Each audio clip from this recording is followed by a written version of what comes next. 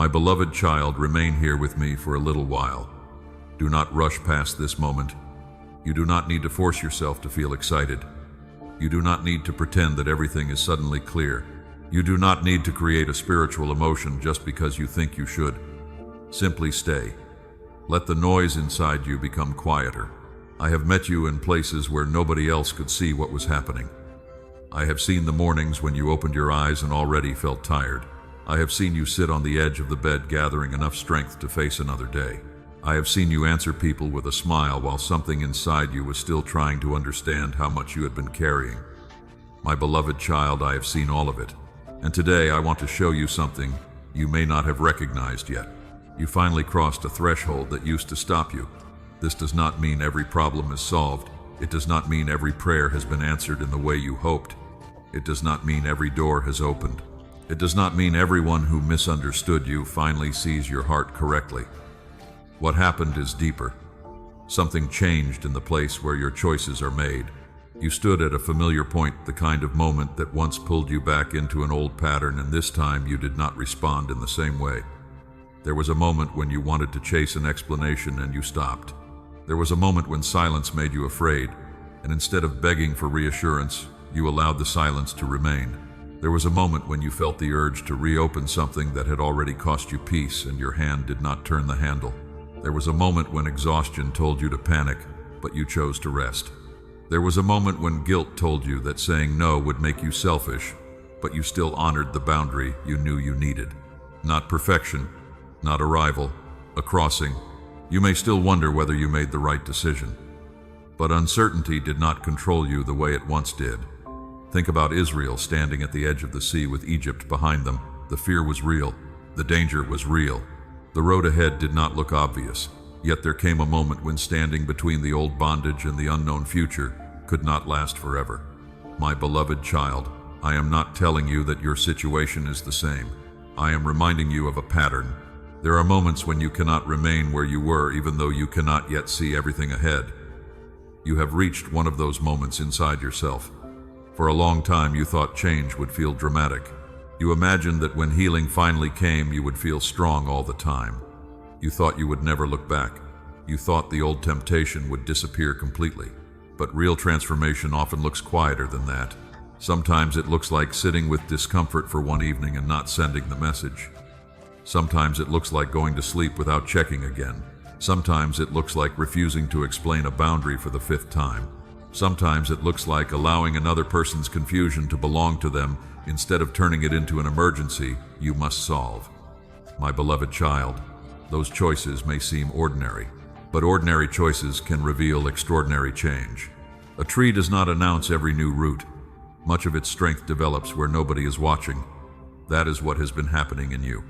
You have been growing roots beneath decisions that once seemed impossible. You have been learning that peace does not need to be defended by constant explanation. You have been learning that love does not require you to abandon yourself. You have been learning that a closed door can sometimes protect more than it takes away. You have been learning that loneliness is not a command. You can feel lonely and still refuse to return to what harmed you. You can feel uncertain and still wait. You can feel disappointed and still remain honest. You can remember and still keep moving. My beloved child, I want you to recognize this, because if you do not recognize the threshold you crossed, you may keep judging yourself by the person you used to be. You may keep saying, I am still struggling, so nothing has changed. But struggle does not erase growth. The fact that an old feeling returns does not mean an old pattern still owns you. Peter still knew the memory of his denial after I restored him. The memory did not disappear, but it no longer had the final word over who he would become.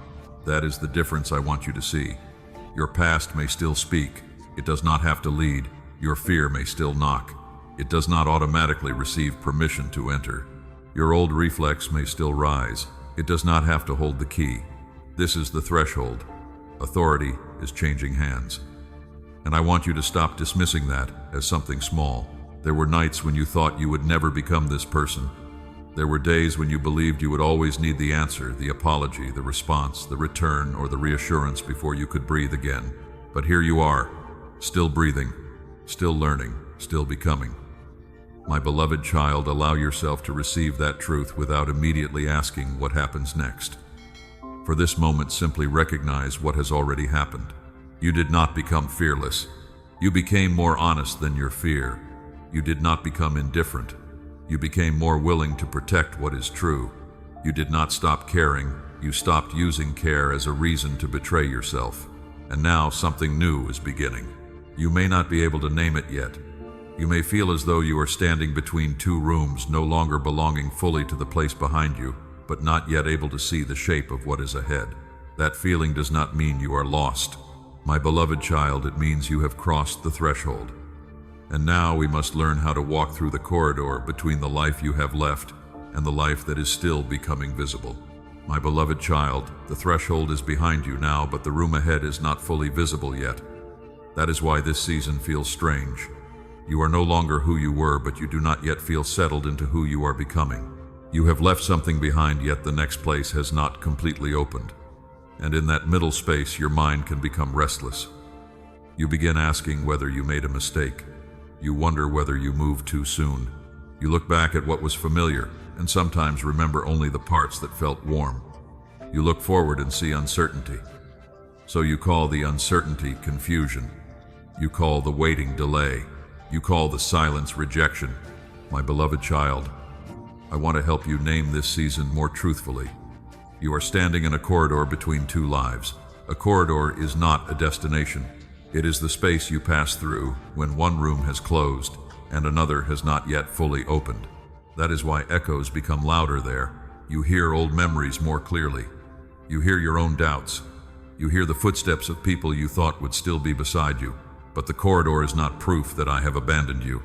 Sometimes the corridor is where your eyes adjust to a different kind of light. You cannot move from a dark room into bright morning without blinking.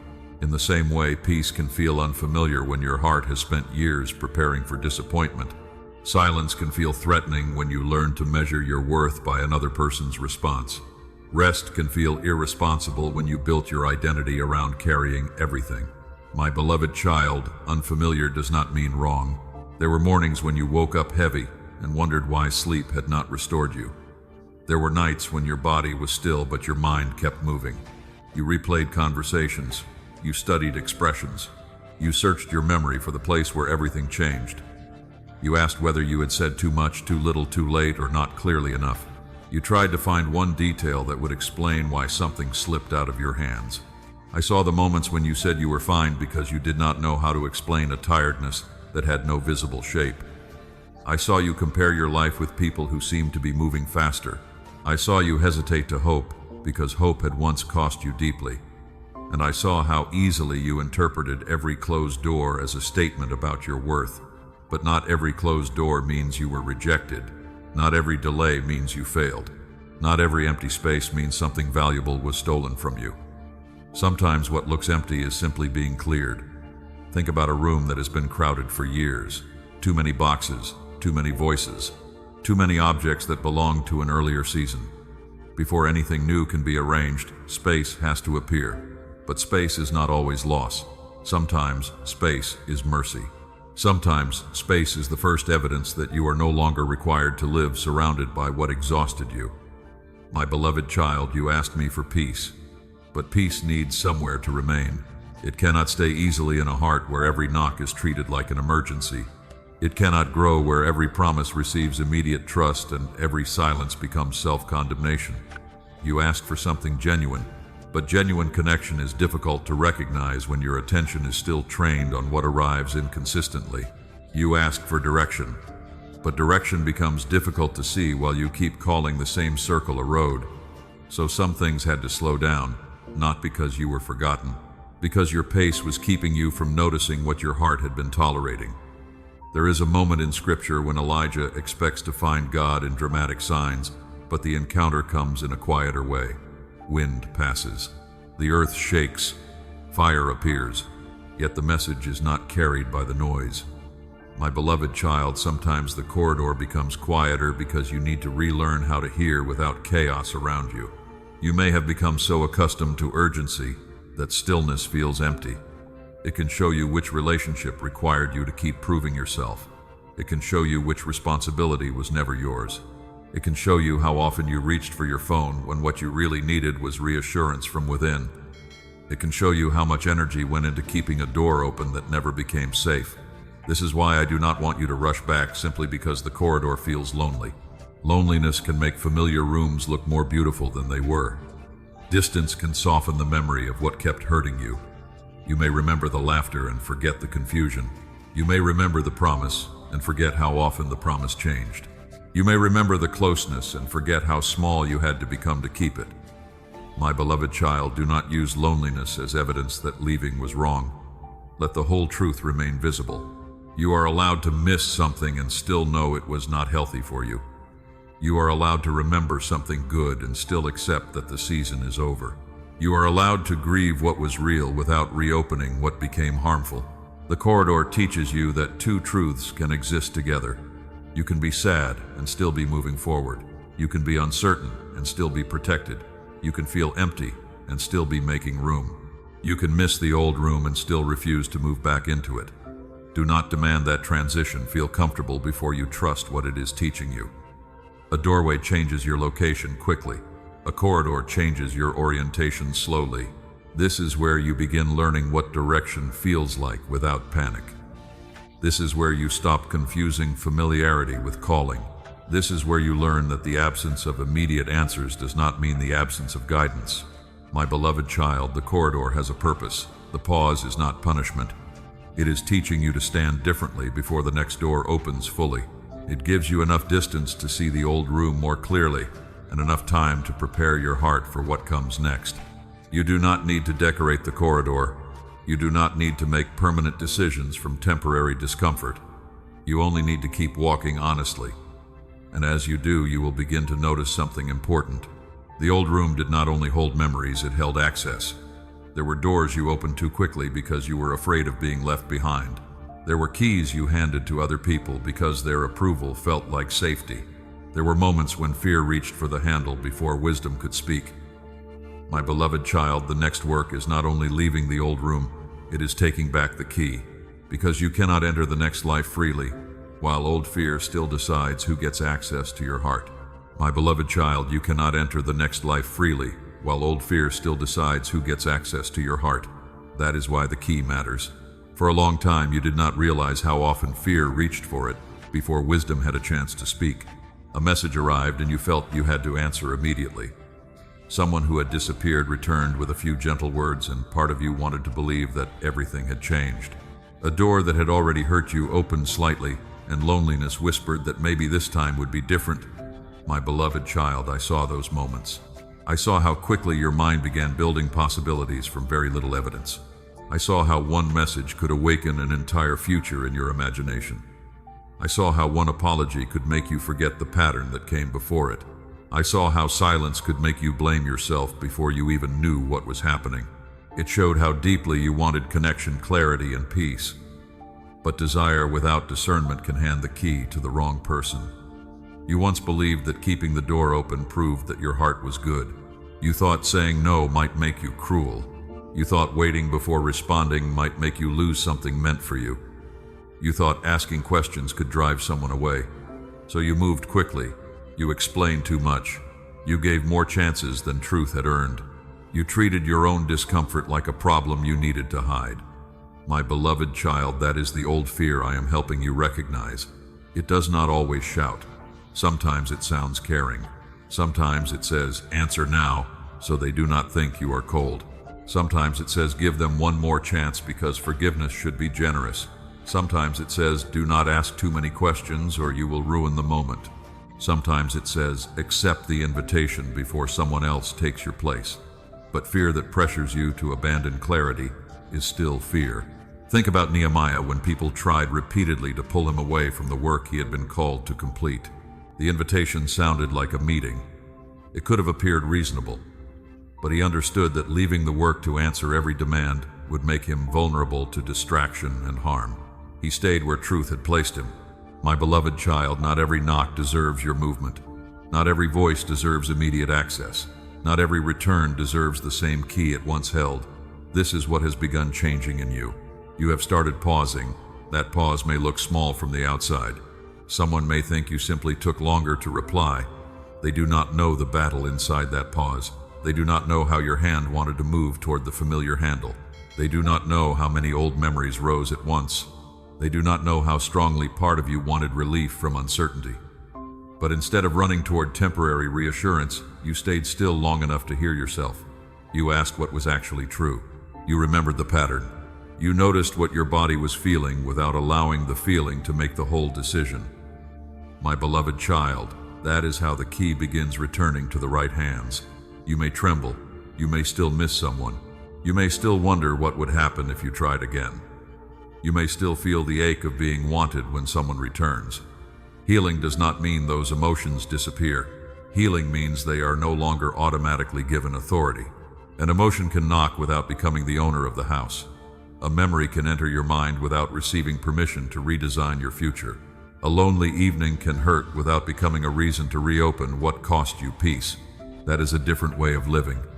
You are learning to sit with uncertainty instead of purchasing quick relief with your boundaries.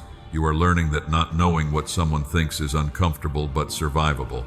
You are learning that another person's silence does not automatically mean you did something wrong. You are learning that a delayed response does not destroy what is genuine. You are learning that if something can only survive when you abandon your questions, it is not offering the kind of safety your heart needs. My beloved child, taking back the key does not mean becoming hard. I am not teaching you to suspect everyone. I am not asking you to lock every door because one room became painful. I am restoring your ability to choose access rather than surrender it automatically. There is a difference between an open heart and an unguarded house. An open heart can love. An open heart can forgive. An open heart can hope. But an open heart can also ask who is knocking. What have their actions shown? Do their words and behavior agree? Do they respect the time I need to think?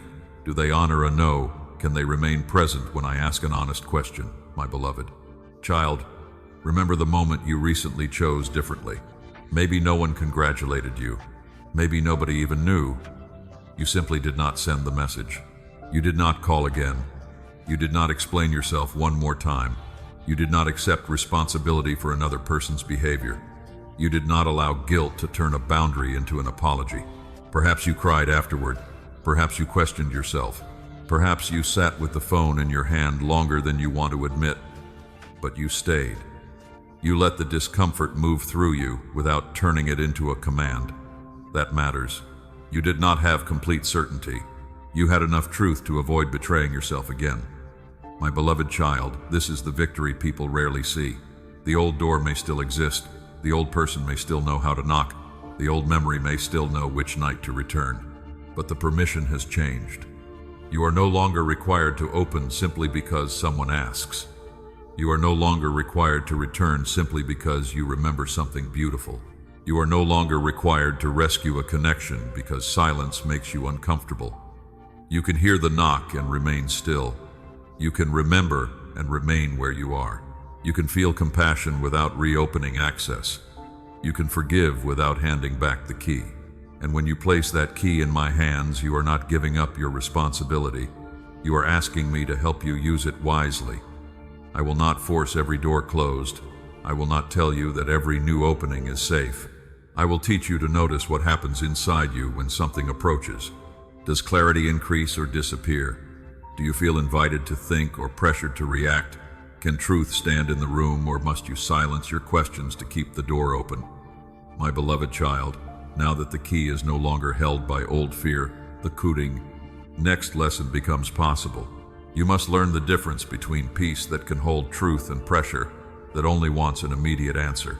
My beloved child, now that old fear no longer holds the key, you must learn something. You must learn the difference between peace and pressure. They can both arrive with urgency. They can both make your heart beat faster. They can both appear at the edge of a decision and ask you to move, but they do not leave the same atmosphere inside you. Pressure makes you feel as though you must act before you can think. Peace may still ask courage from you, but it does not punish you for slowing down long enough to see clearly. My beloved child, not every open door is an answer. Not every return is restoration. Not every apology carries responsibility. Not every opportunity that excites you deserves immediate trust. Some things look bright because you have been standing in darkness for a long time. That does not automatically mean the light is healthy. This is why discernment matters. You once believed that if something came back after you had prayed, it must have been sent back for a reason. You once believed that if someone apologized, you were supposed to reopen the door quickly. You once believed that hesitation meant you lacked faith. But I am teaching you something more mature now. What is genuine does not need you to betray clarity in order to receive it. What is healthy can survive honest questions. What belongs in your life does not become offended because you need time to observe. My beloved child, fear does not like time. Fear says, answer now. Fear says, decide now. Fear says, prove yourself before the opportunity disappears. Fear says, if you do not act immediately, you will lose everything. That kind of pressure narrows your thinking. It makes the room feel smaller. It convinces you that there is only one acceptable response, and that delay itself is dangerous. Peace feels different. Peace can be serious. Peace can ask something difficult from you. Peace can lead you into an unfamiliar place. But beneath the seriousness, there is still enough room to breathe. There is enough room to pray, enough room to ask questions, enough room to notice whether your values and your actions still agree. Think about Jesus before choosing the 12 disciples. He did not rush because the need around him was great. He withdrew to pray. The work mattered. The people mattered. The moment mattered. Yet urgency did not erase communion with the Father. My beloved child, let that teach you something. Important decisions do not become wiser because they are made in panic. You are allowed to pause before giving someone access. You are allowed to ask what has changed. You are allowed to notice whether words are supported by behavior. You are allowed to say, I need time to think. A healthy person may be disappointed by your pace, but they will not need to destroy your peace in order to get their way. A healthy opportunity may require a timely answer, but it will not demand that you ignore every reasonable question. Pressure often tries to make boundaries feel selfish. Peace helps you remember that boundaries protect truth. Pressure says if you loved them, you would answer. Pressure says if you trusted God, you would jump. Pressure says if you were brave, you would stop asking questions. My beloved child, none of those statements are true. Love is not measured by how quickly you surrender access. Faith is not measured by how little you think. Courage is not the absence of discernment. Sometimes courage is saying, I care, but I need clarity. Sometimes courage is saying, I forgive you, but trust must be rebuilt. Sometimes courage is saying, I am interested, but I will not ignore what I have learned. You do not need to become suspicious of everything. That would only be fear wearing a different face. I am not teaching you to close every door. I am teaching you to notice what happens when a door opens. Does the light increase? Does truth become easier to speak? Can questions exist without punishment? Can you remain yourself? Can you keep the boundaries that helped you heal? Or do you immediately feel yourself becoming smaller again? Do you begin over-explaining? Do you feel compelled to rescue the moment? Do you start ignoring what you know because you are afraid of losing what you want? My beloved child, those questions matter. They do not guarantee that every decision will be easy. They help you recognize the atmosphere surrounding the decision. Remember this: my leading does not require you to disappear. I do not need you to abandon your voice in order to follow me. I do not ask you to silence the wisdom that pain has taught you. The lessons of the corridor were not given, so you would forget them the moment something attractive appeared. The new door does not cancel the lessons of the old room. It gives you a place to practice them. You once opened doors out of pity and called it love.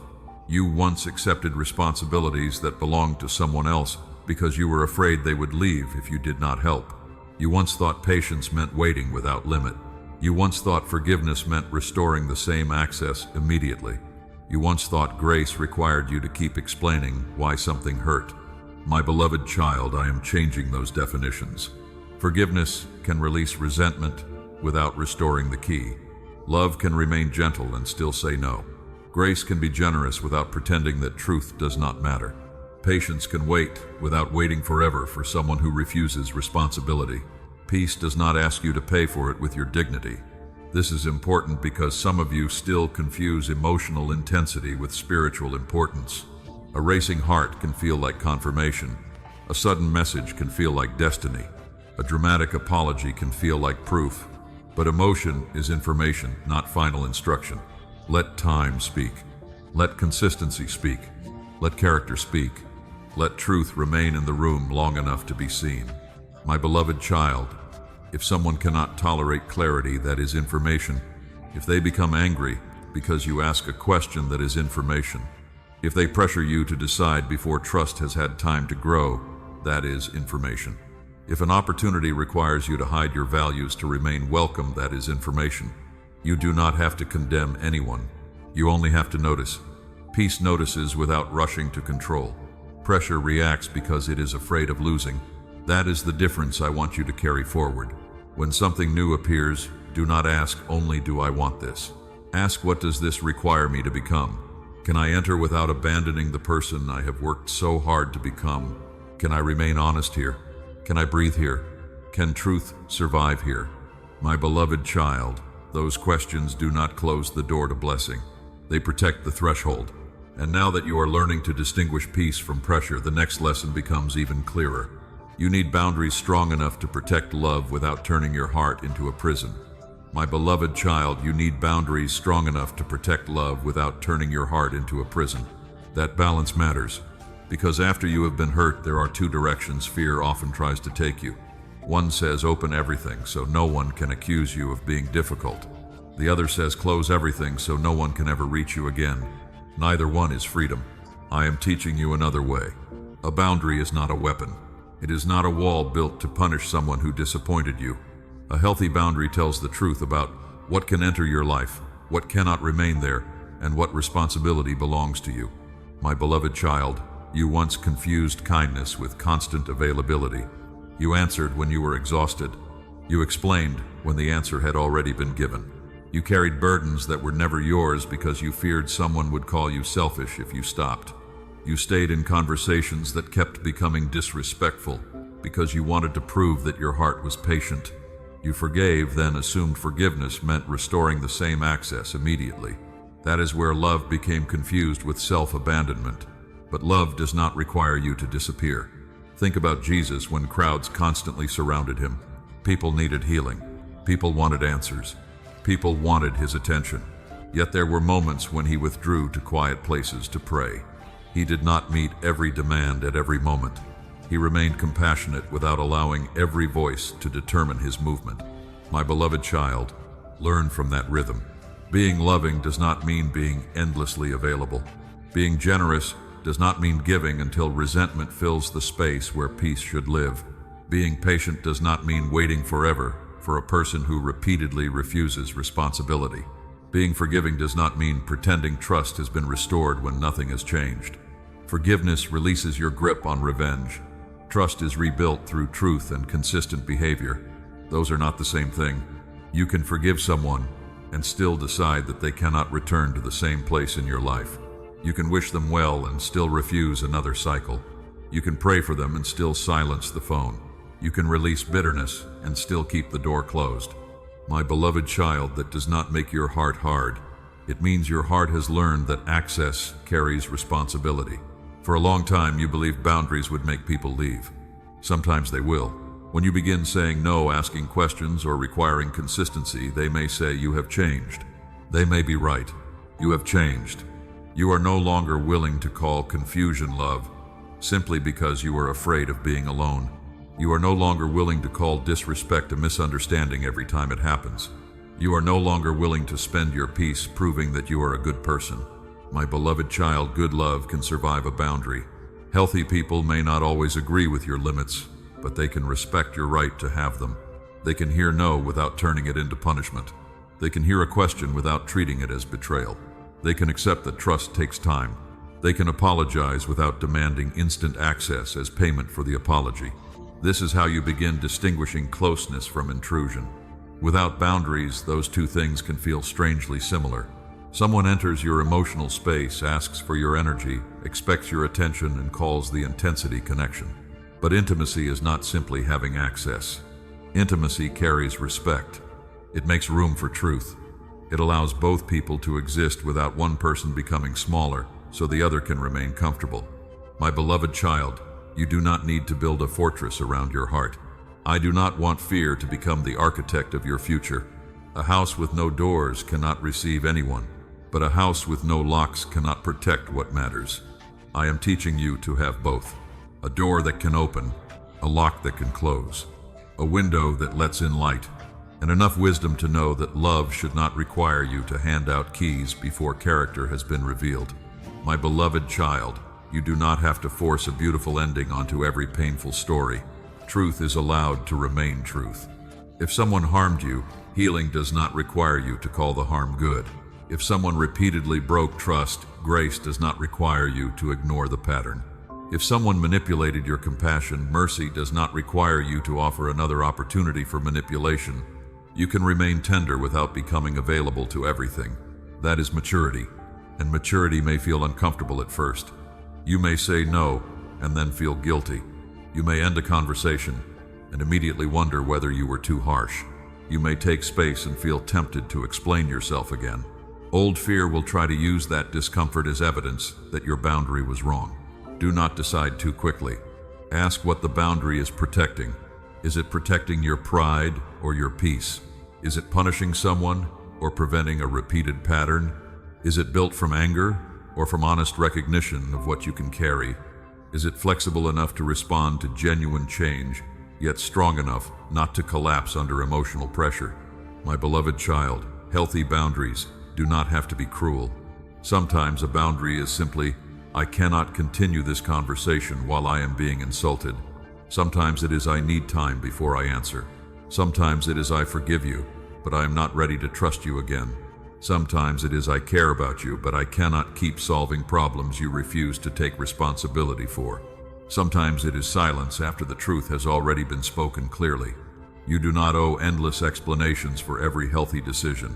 A boundary does not become more legitimate because everyone agrees with it. You are responsible for making it truthful, wise, and proportionate. You are not responsible for controlling every reaction to it. My beloved child, this is how love becomes safer, not colder. Safer. Because when you stop allowing fear to manage the door, you can open it from choice rather than desperation. You can give without secretly hoping generosity will keep someone from leaving. You can listen without accepting blame that does not belong to you. You can care without becoming responsible for another person's entire emotional world. You start becoming capable of recognizing healthy love when it arrives. You no longer need chaos to feel needed. You no longer need to earn belonging by exhausting yourself. You no longer need to apologize for having limits. The person I am shaping in you is still gentle, still compassionate, still willing to forgive, but no longer easily moved by guilt, pressure, or fear of abandonment. My beloved child, that person is becoming ready for something you once could not receive without losing yourself. And that is where we are going next. I am not only preparing what may stand beyond the next door, I am preparing you to walk through it without leaving your truth behind. My beloved child, I am not only preparing what may stand beyond the next door, I am preparing you to walk through it without leaving your truth behind. For a long time, you prayed mostly about what you wanted me to bring. You asked for the right relationship. You asked for a meaningful opportunity. You asked for peace in your home stability, in your work clarity, in your decisions and relief from the patterns that kept wearing you down. Those prayers mattered. But while you were looking toward what might arrive, I was also working on the person who would receive it. That work has been quieter. It did not always feel like progress. Sometimes it looked like disappointment. Sometimes it looked like having to say no when part of you wanted to be chosen. Sometimes it looked like standing alone long enough to discover that loneliness would not destroy you. Sometimes it looked like learning that your needs were not an inconvenience. My beloved child, preparation is not only about opening a door, it is also about becoming someone who can enter without repeating the same old life in a different room. If I placed a healthy relationship before you, while you still believed anxiety was proof of love, calmness might feel empty. You might return to confusion, because confusion was familiar. If I placed a new opportunity before you while you still needed everyone to approve of you, you might shrink yourself just to remain welcome. If I gave you more responsibility while you still believed rest was weakness, you might turn the blessing into another place of exhaustion. This is why I've been working deeper than the surface. Think about David before the throne. He was anointed before he was established. There were years between the promise and the position. During those years, character was being formed in places that did not look impressive. He learned restraint. He learned dependence. He learned that power without inner order can destroy what it was meant to serve. My beloved child, your life is not David's story, but the pattern can teach you something. Preparation often happens before the room changes. You have been learning how to remain gentle without becoming easy to manipulate. You have been learning how to remain generous without handing your energy to every person who asks. You have been learning how to love without making disrespect acceptable. You have been learning how to forgive without assuming that access must be restored. You have been learning how to say what you need without apologizing for needing it. That person did not appear overnight. I shaped that person in small decisions. Every time you paused before reacting, something changed.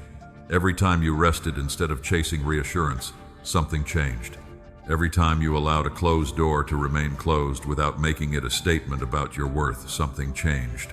Every time you told the truth, even though you feared being misunderstood, something changed. Every time you stopped explaining yourself to someone committed to misunderstanding you, something changed. My beloved child, you may have thought those moments were only survival. Some of them were formation. You were learning to carry your own heart differently. You were learning that being chosen by another person is not the source of your value. You were learning that silence does not automatically mean rejection. You were learning that one lonely evening does not require one destructive return. You were learning that your phone does not have authority to tell you whether you matter. You were learning that someone else's distance is not always an emergency you must solve. This is what I mean when I say I am preparing you. I am not trying to make you hard. I am not turning you into someone who needs nobody. That would only be another form of fear. I am teaching you how to receive connection without making connection your master. I am teaching you how to receive help without believing you must immediately repay it by exhausting yourself. I am teaching you how to receive kindness without searching for the hidden cost before kindness has even had time to prove itself. I am teaching you how to stay present when something feels safe. That may be harder than you expect. Survival can become familiar. If you have spent years anticipating disappointment, peace can make you suspicious.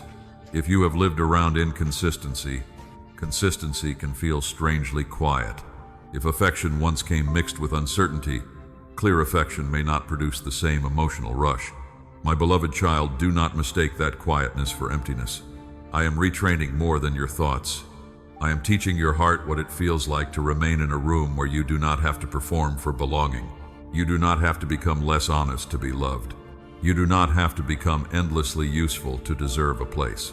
You do not have to rescue everyone in order to matter.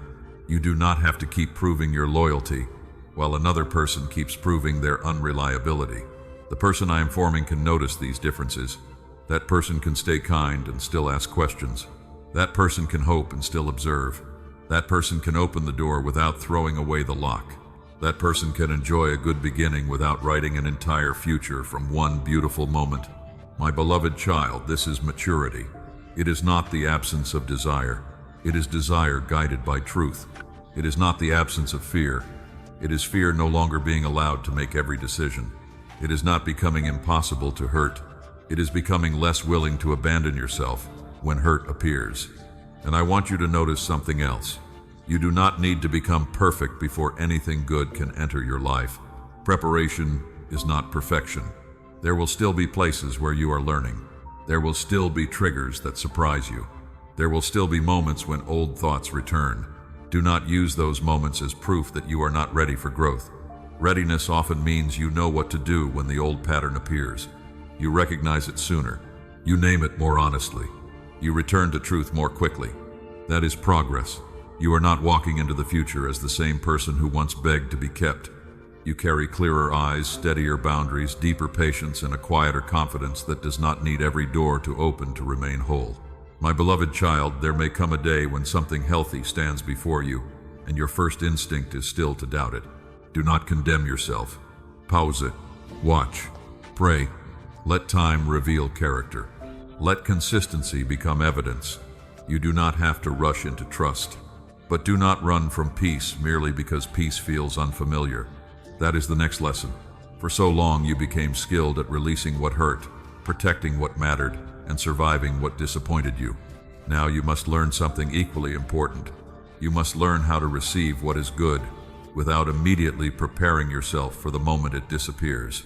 My beloved child, now you must learn how to receive what is good without immediately preparing yourself for the moment it disappears. For a heart that has lived through disappointment, receiving can feel more dangerous than letting go. You became skilled at surviving endings. You learned how to read distance, silence, timing, and attention. You learned how to prepare yourself before bad news arrived. And somewhere along the way, your body began treating peace like the quiet before a storm.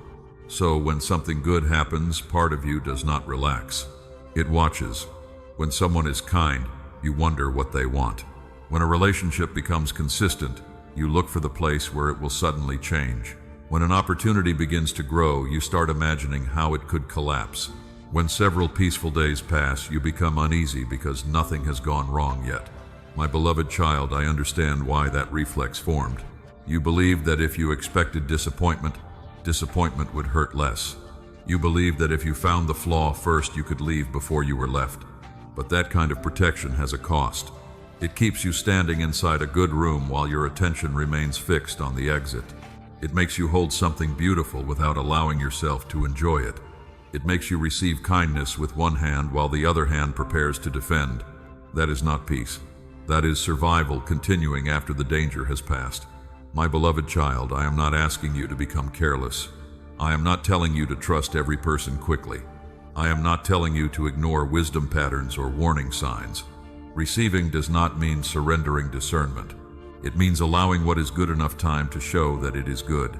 Think about the Israelites receiving manna in the wilderness. They were given enough for the day. Some tried to store more because uncertainty made them afraid. They wanted tomorrow secured before they could rest today. But the lesson was not about pretending tomorrow did not matter. It was about learning dependence without letting fear turn provision into anxiety. My beloved child, you may be doing something similar emotionally. You receive one good moment and immediately ask how long it will last. You receive one sincere conversation and begin calculating whether the person will still care next month. You receive help and immediately think about how to repay it, so you will not owe anyone anything. You receive a compliment and quickly minimize it because believing something good about yourself feels unsafe. You receive rest and start feeling guilty because part of you believes peace must be earned through exhaustion. I want to slow those reactions down. You do not have to reject good things to prove that you are wise or test every kind person to discover whether they will leave. Let people reveal themselves over time. Let consistency speak. Let kindness repeat itself. Let actions become evidence. You are allowed to observe without sabotaging. Some of you learned love through inconsistency. Affection arrived strongly, then disappeared. Promises sounded beautiful, then changed. Someone drew close, then became cold. So your nervous system learned that intensity felt important. You began associating uncertainty with depth. A racing heart felt like connection. Waiting for a message felt like desire. Trying to win someone's attention felt like love. Now when someone is clear, you may feel less excitement. When someone respects your boundaries, you may wonder whether they care enough. When someone gives you time to think, you may assume they are not serious. When nothing is confusing, part of you may think something is missing. My beloved child, sometimes what is missing is not love. Sometimes what is missing is chaos. And because chaos was familiar, calmness can feel empty at first. Do not run from that emptiness too quickly. Remain there long enough to discover what peace actually contains. Peace contains room to think and freedom to ask questions. Peace allows you to sleep without decoding someone's silence. Peace lets affection grow without turning every conversation into a test. Peace gives you space to remain yourself. You do not have to perform constantly to keep healthy love interested. You do not have to become smaller to keep a healthy opportunity open. You do not have to repay every act of kindness by draining yourself. My beloved child, receiving means allowing good things to reach you without immediately turning them into another assignment. If someone helps you, say thank you. If someone speaks kindly about you, let the words remain for a moment.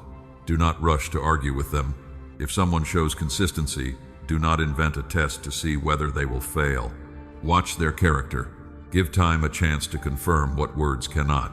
If a peaceful opportunity appears, do not reject it simply because it lacks the emotional intensity of your old patterns.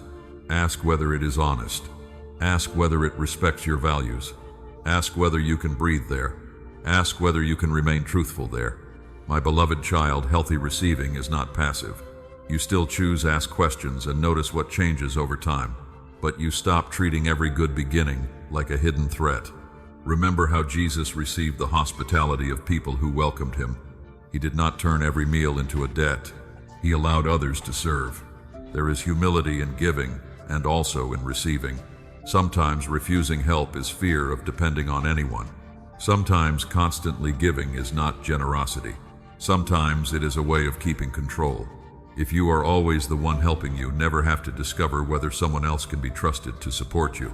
If you are always the strong one, you never have to risk being seen in need. My beloved child, I am teaching you a different strength. The strength to receive without losing yourself. The strength to appreciate without clinging. The strength to enjoy today without demanding guarantees about tomorrow. The strength to remain open while letting truth develop slowly. You may still feel nervous. Do not make nervousness your final verdict. Pause. Breathe. Notice what is actually happening now instead of what happened before. Ask whether the danger you expect is present or whether an old memory is predicting it. Then respond to the present. This is how your heart learns a new language. Goodness no longer has to be followed immediately by suspicion. Peace no longer has to be interrupted by preparation for disaster. Consistency no longer has to be tested until it breaks. My beloved child, you are learning that receiving can be safe when it is joined with truth, time, and discernment. But there is one more thing you must understand. Receiving does not mean sitting still forever and waiting for life to happen around you. There comes a moment when peace must become participation. Grace may open the way, but you still have a response to make. That is where we go next. You must learn how to walk with me in holy partnership instead of calling passivity faith. My beloved child, receiving what is good does not mean sitting still forever and calling every delay faith. There comes a moment when peace must become participation. There comes a moment when prayer must become a decision. There comes a moment when the door is no longer asking whether you can see it. It is asking whether you are willing to walk. I have been teaching you not to rush. I have been teaching you not to force doors open. I have been teaching you to wait long enough for truth to become clear. But do not use yesterday's lesson as an excuse to avoid today's responsibility. Sometimes I tell you to wait. Sometimes I tell you to release. Sometimes I tell you to speak. Sometimes I tell you to move. Wisdom is knowing which season you are in. My beloved child, faith is not passivity. It is not sitting in the same place while asking me to live the part of your life that belongs to you. I can give you clarity, but I will not ask the question you are afraid to ask. I can strengthen you, but I will not set the boundary you keep refusing to set. I can open a way, but I will not walk the step that requires your feet. I can show you where truth is, but you must decide whether you will agree with it. This is partnership. I lead. You respond. I give light. You choose what to do with the light. I give grace. You practice what grace has taught you. Think about Joshua standing before the Jordan. The promise mattered. The presence of God mattered. But the people still had to move toward the water. They were not asked to deny the river. They were asked to trust enough to take the next faithful step. My beloved child, your life is not that scene, but the pattern still speaks. You do not need the whole path before you begin. Sometimes you are given enough light for one honest conversation, enough courage for one application, enough clarity for one boundary, enough strength for one phone call, enough peace for one small yes, enough wisdom for one necessary no. Do not despise the size of the step. Movement does not have to be dramatic to be faithful. For a long time, you thought obedience would always feel certain. You thought if something came from me, fear would disappear first. But courage often walks beside trembling. You can be nervous and still be wise. You can have questions and still move. You can feel the weight of a decision without interpreting that weight as a warning. Faith does not require the absence of thought. It requires you to bring your thoughts into truth. My beloved child, do not confuse control with discernment. Control says I must know every outcome before I act. Discernment says I have enough truth to take the next responsible step. Control wants guarantees. Faith asks for guidance. Control delays until nothing feels risky. Faith understands that some good decisions still contain uncertainty. This does not mean you should become reckless. I am not telling you to ignore facts. I am not telling you to call every impulse a divine instruction. I am not telling you to leap into relationships, contracts, commitments, or major decisions without wisdom. Ask questions. Seek counsel when counsel is needed. Read what you are signing. Pay attention to patterns. Look at what is actually happening. Prayer and practical wisdom are not enemies. Truth does not become less spiritual because it includes facts. My beloved child, there are moments when your hesitation protects you. There are also moments when hesitation becomes a hiding place. You can keep saying you are waiting for peace when what you are really waiting for is complete certainty. You can keep asking for another sign because the first answer requires courage. You can keep gathering information because information feels safer than choosing. You can keep calling fear patience. That is why you must look honestly at what your delay is producing. Is waiting bringing greater clarity? Is it allowing time to reveal character? Is it helping you prepare responsibly? Or are you circling the same question because movement would require you to let go of control? My beloved child, I will not shame you for being afraid. Fear often appears near important change, but fear does not receive authority simply because it arrived. Bring it with you. Tell me what you are afraid will happen. Name the loss you are trying to prevent. Name the rejection you imagine. Name the mistake you fear making. Then ask a better question. What is mine to do today? Not what guarantees tomorrow. Not what removes every possibility of pain. What is mine to do today? Sometimes the answer is wait. Sometimes it is rest. Sometimes it is apologize. Sometimes it is send the message. Sometimes it is stop sending messages. Sometimes it is make the appointment. Sometimes it is walk away from a pattern that has already shown you enough. Sometimes it is return to work you abandoned because disappointment convinced you that nothing would change. You may feel tempted to ask for one more confirmation simply because choosing makes the future real. Notice that impulse gently. Do not obey it automatically. Let truth, not discomfort, decide today. My beloved child, surrender does not mean becoming inactive.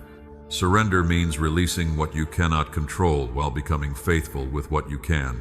You cannot control another person's honesty.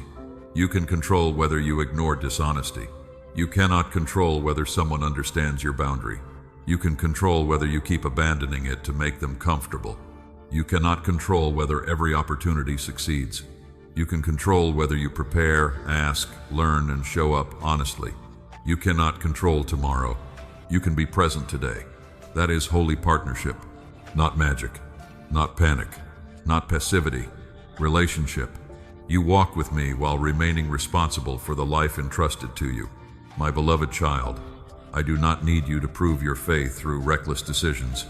I also do not want caution to become a permanent shelter. There comes a point when standing outside every door becomes another form of fear. You once needed to learn not to rush inside. Now you may need to learn not to remain outside forever. The lessons are different, but both protect your freedom. Wait when truth says wait. Move when truth says move. Close what needs to close. Open what can be opened wisely.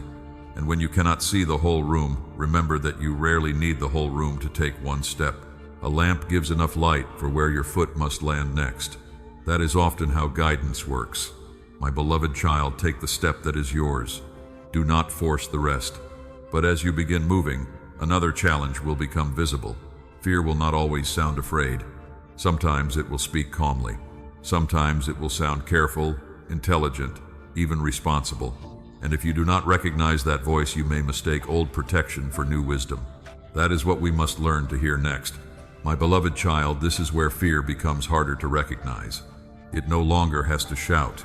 It no longer needs to make your hands shake or your breathing change. Sometimes fear sits beside you and speaks in a voice that sounds reasonable. It says, wait a little longer. Look for one more sign. Ask one more person. Think through every possible outcome. Do not trust too soon. Do not become hopeful yet. Keep part of yourself outside the door in case you need to run. And because those words sound careful, you may call them wisdom. But wisdom and fear do not produce the same fruit. Wisdom brings clarity. Fear keeps multiplying questions after clarity has already begun to appear. Wisdom helps you notice patterns. Fear searches for danger, even when nothing new has happened. Wisdom respects time. Fear uses endless delay to avoid vulnerability. My beloved child, this is why you must learn to recognize the voice beneath the words. There was a time when your caution protected you. You learned to notice changes because small changes once mattered. A different tone of voice could mean conflict was coming. A delayed message could mean someone was pulling away. A facial expression could warn you that the atmosphere in a room was changing. You became observant because you needed to be. I do not condemn the part of you that learned those skills. It was trying to keep you safe. But a survival skill can become a prison when it keeps working long after the original danger has passed. You can become so good at scanning for storms that you stop seeing clear skies. You can become so skilled at finding distance that you create distance before anyone else does.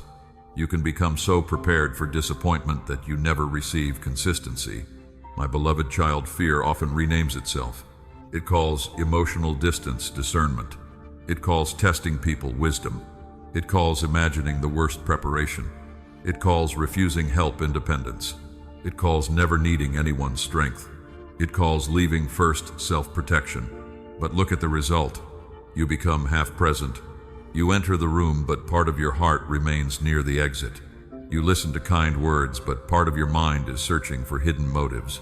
You receive consistency, but instead of allowing it to become evidence, you create situations to see whether the person will fail. You say you want peace, then distrust peace because it does not feel intense enough. That is how old fear keeps authority without appearing afraid. Think about the spies who returned from the land in the days of Moses. They all saw the same land. They all saw difficulty, but most allowed the size of the obstacles to become the whole story. Fear did not invent every challenge. The challenges were real, but fear interpreted reality in a way that erased every other truth. My beloved child, that is what fear often does inside you. It takes one possible danger and makes it the only possible future. One person disappointed you, so fear says nobody stays. One opportunity failed, so fear says do not risk again. One relationship became confusing, so fear says clarity cannot be trusted. One time you opened your heart and were hurt, so fear says keep every future connection at a safe emotional distance. Wisdom does not speak in absolutes like that. Wisdom can say this person has not earned trust. Fear says no one ever will. Wisdom can say I need more information. Fear says I can never have enough. Wisdom can say this situation has warning signs. Fear says every unfamiliar situation is dangerous. Wisdom can close one door. Fear wants to lock the entire house. My beloved child, ask yourself what your caution is producing. Is it helping you become more honest? Is it giving you room to observe what is actually happening? Is it protecting a boundary that keeps you aligned with truth? Or is it keeping you from participating in anything you cannot control completely? There is a difference. You may tell yourself that you are only being careful when you refuse to say what you truly need. But perhaps fear is telling you that honesty will make someone leave. You may tell yourself you are observing when you repeatedly check for signs that someone is losing interest. But perhaps fear is trying to obtain certainty that no relationship can honestly give. You may tell yourself you are protecting your heart when you find flaws in every safe person. But perhaps fear prefers rejection you can predict over closeness you cannot control. My beloved child, I am not asking you to shame that fear. Do not fight yourself with cruelty. Fear learned its language somewhere. Maybe disappointment taught it. Maybe betrayal taught it. Maybe years of inconsistency trained you to believe that relaxing was dangerous. Acknowledge where it came from. Then ask whether it still deserves to lead. You can thank an old alarm for trying to protect you without allowing it to decide every direction. When fear says, do not become happy too soon, you can answer, I do not need to guarantee tomorrow to receive today. When fear says, do not trust anyone, you can answer, I can let time reveal who is trustworthy. When fear says, keep one foot outside, you can answer, I can remain present while keeping healthy boundaries. When fear says, imagine every disaster, you can answer, I will prepare for what is reasonable without living inside what has not happened. My beloved child, this is how wisdom becomes easier to hear. Wisdom is not always comfortable. Sometimes wisdom tells you to leave. Sometimes wisdom tells you to wait. Sometimes wisdom tells you to ask another question. Sometimes wisdom tells you that you already have enough information and must stop circling. The difference is that wisdom leads toward truth. Fear leads toward control. Wisdom can tolerate uncertainty. Fear demands guarantees. Wisdom allows you to remain yourself. Fear makes you shrink your life so nothing unexpected can touch you. And I want more for you than a life organized entirely around avoiding pain.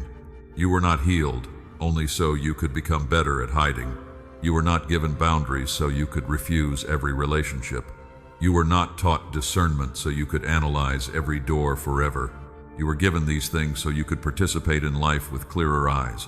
My beloved child, soon you will face moments where your new peace and your old reflex speak at the same time. A message may arrive. An opportunity may appear. Someone kind may move closer. Silence may last longer than you expected. And your first emotion may try to become the final truth. Slow down. Ask what is actually happening. Ask what evidence exists now.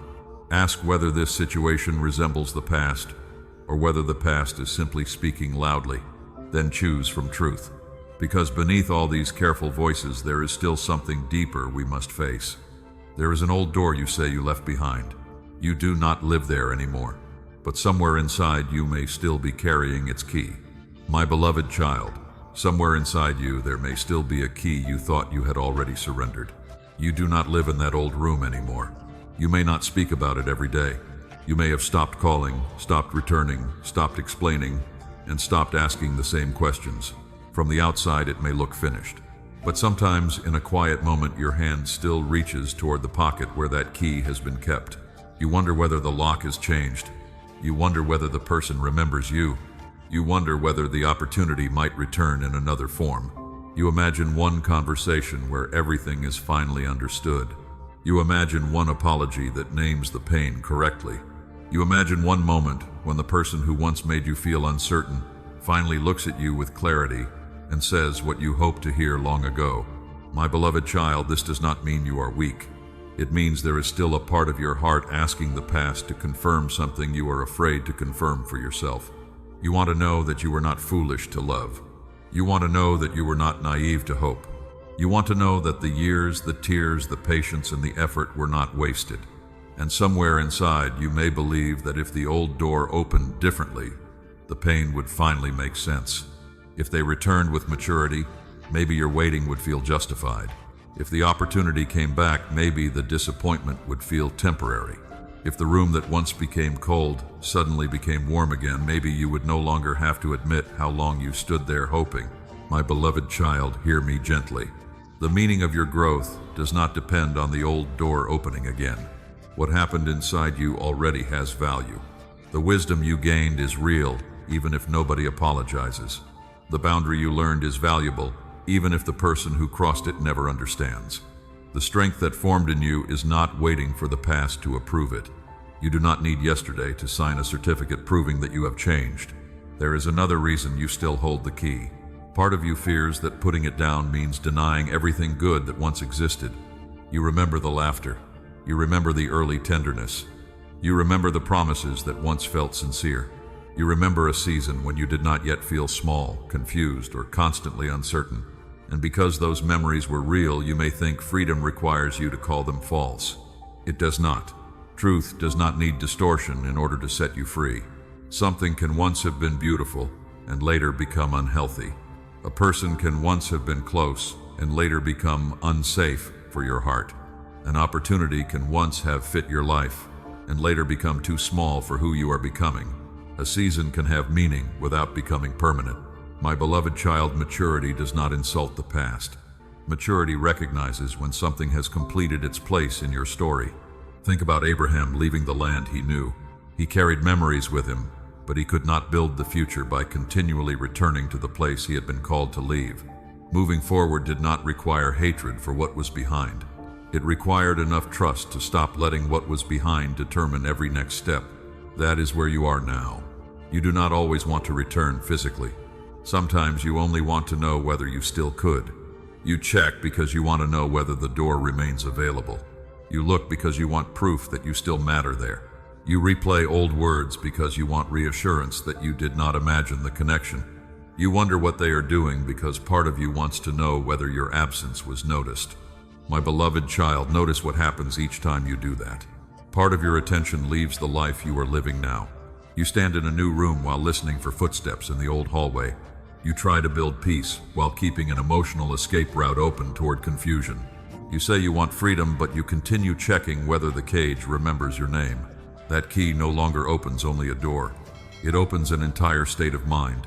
It opens the guessing, the waiting, the comparing, the self-doubt, the urge to interpret another person's silence, the need to measure your worth by whether someone returns. The old key gives the past permission to interrupt the present. My beloved child, I am not angry with you for this. I understand why unfinished stories are difficult to release. When a conversation ends without clarity, the mind keeps searching for the missing sentence. When someone leaves without taking responsibility, you replay the final moments looking for what you missed. When a promise disappears without explanation, you begin investigating yourself. You ask what you said wrong, what you should have noticed sooner, what you could have done differently, because if the fault was yours, then perhaps you can fix it. And if you can fix it, perhaps the door can open again. That thought gives you the feeling of control, but control is not the same as truth. Some doors did not close because you lacked the right words. Some people did not leave because you lacked value. Some relationships became painful because another person lacked the maturity to carry honesty, consistency, or responsibility. Some opportunities ended because they were limited, not because you were worthless. My beloved child, do not translate every loss into an accusation against yourself. Not every silence means you failed. Not every unanswered question is a puzzle you are required to solve. Not every closed door is asking you to knock harder. Sometimes the fact that you have been knocking for too long is part of the answer. Sometimes inconsistency is information. Sometimes confusion repeated over time is information. Sometimes a person who cannot answer a simple, honest question is showing you what they are able to carry. You do not need to hate them to believe the evidence. You do not need to become cold. You only need to stop turning another person's lack of responsibility into a lifelong assignment for yourself. My beloved child, admit that the key is still there if it is. Do not shame yourself. Do not pretend. Simply tell the truth. You still check. I still wonder. I still imagine another ending. I still want the past to confirm that I mattered. That honesty is not defeat. It is the beginning of release. You can honor what happened without keeping yourself stationed there.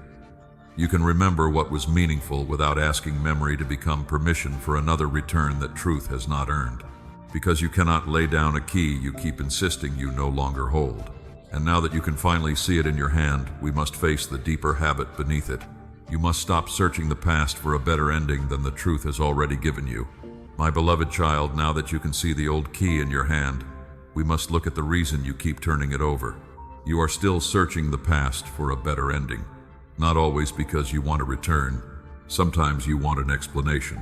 Sometimes you want one final conversation that makes everything fit. Sometimes you want the person who hurt you to say, "I understand what I did." Sometimes you want to hear that you mattered.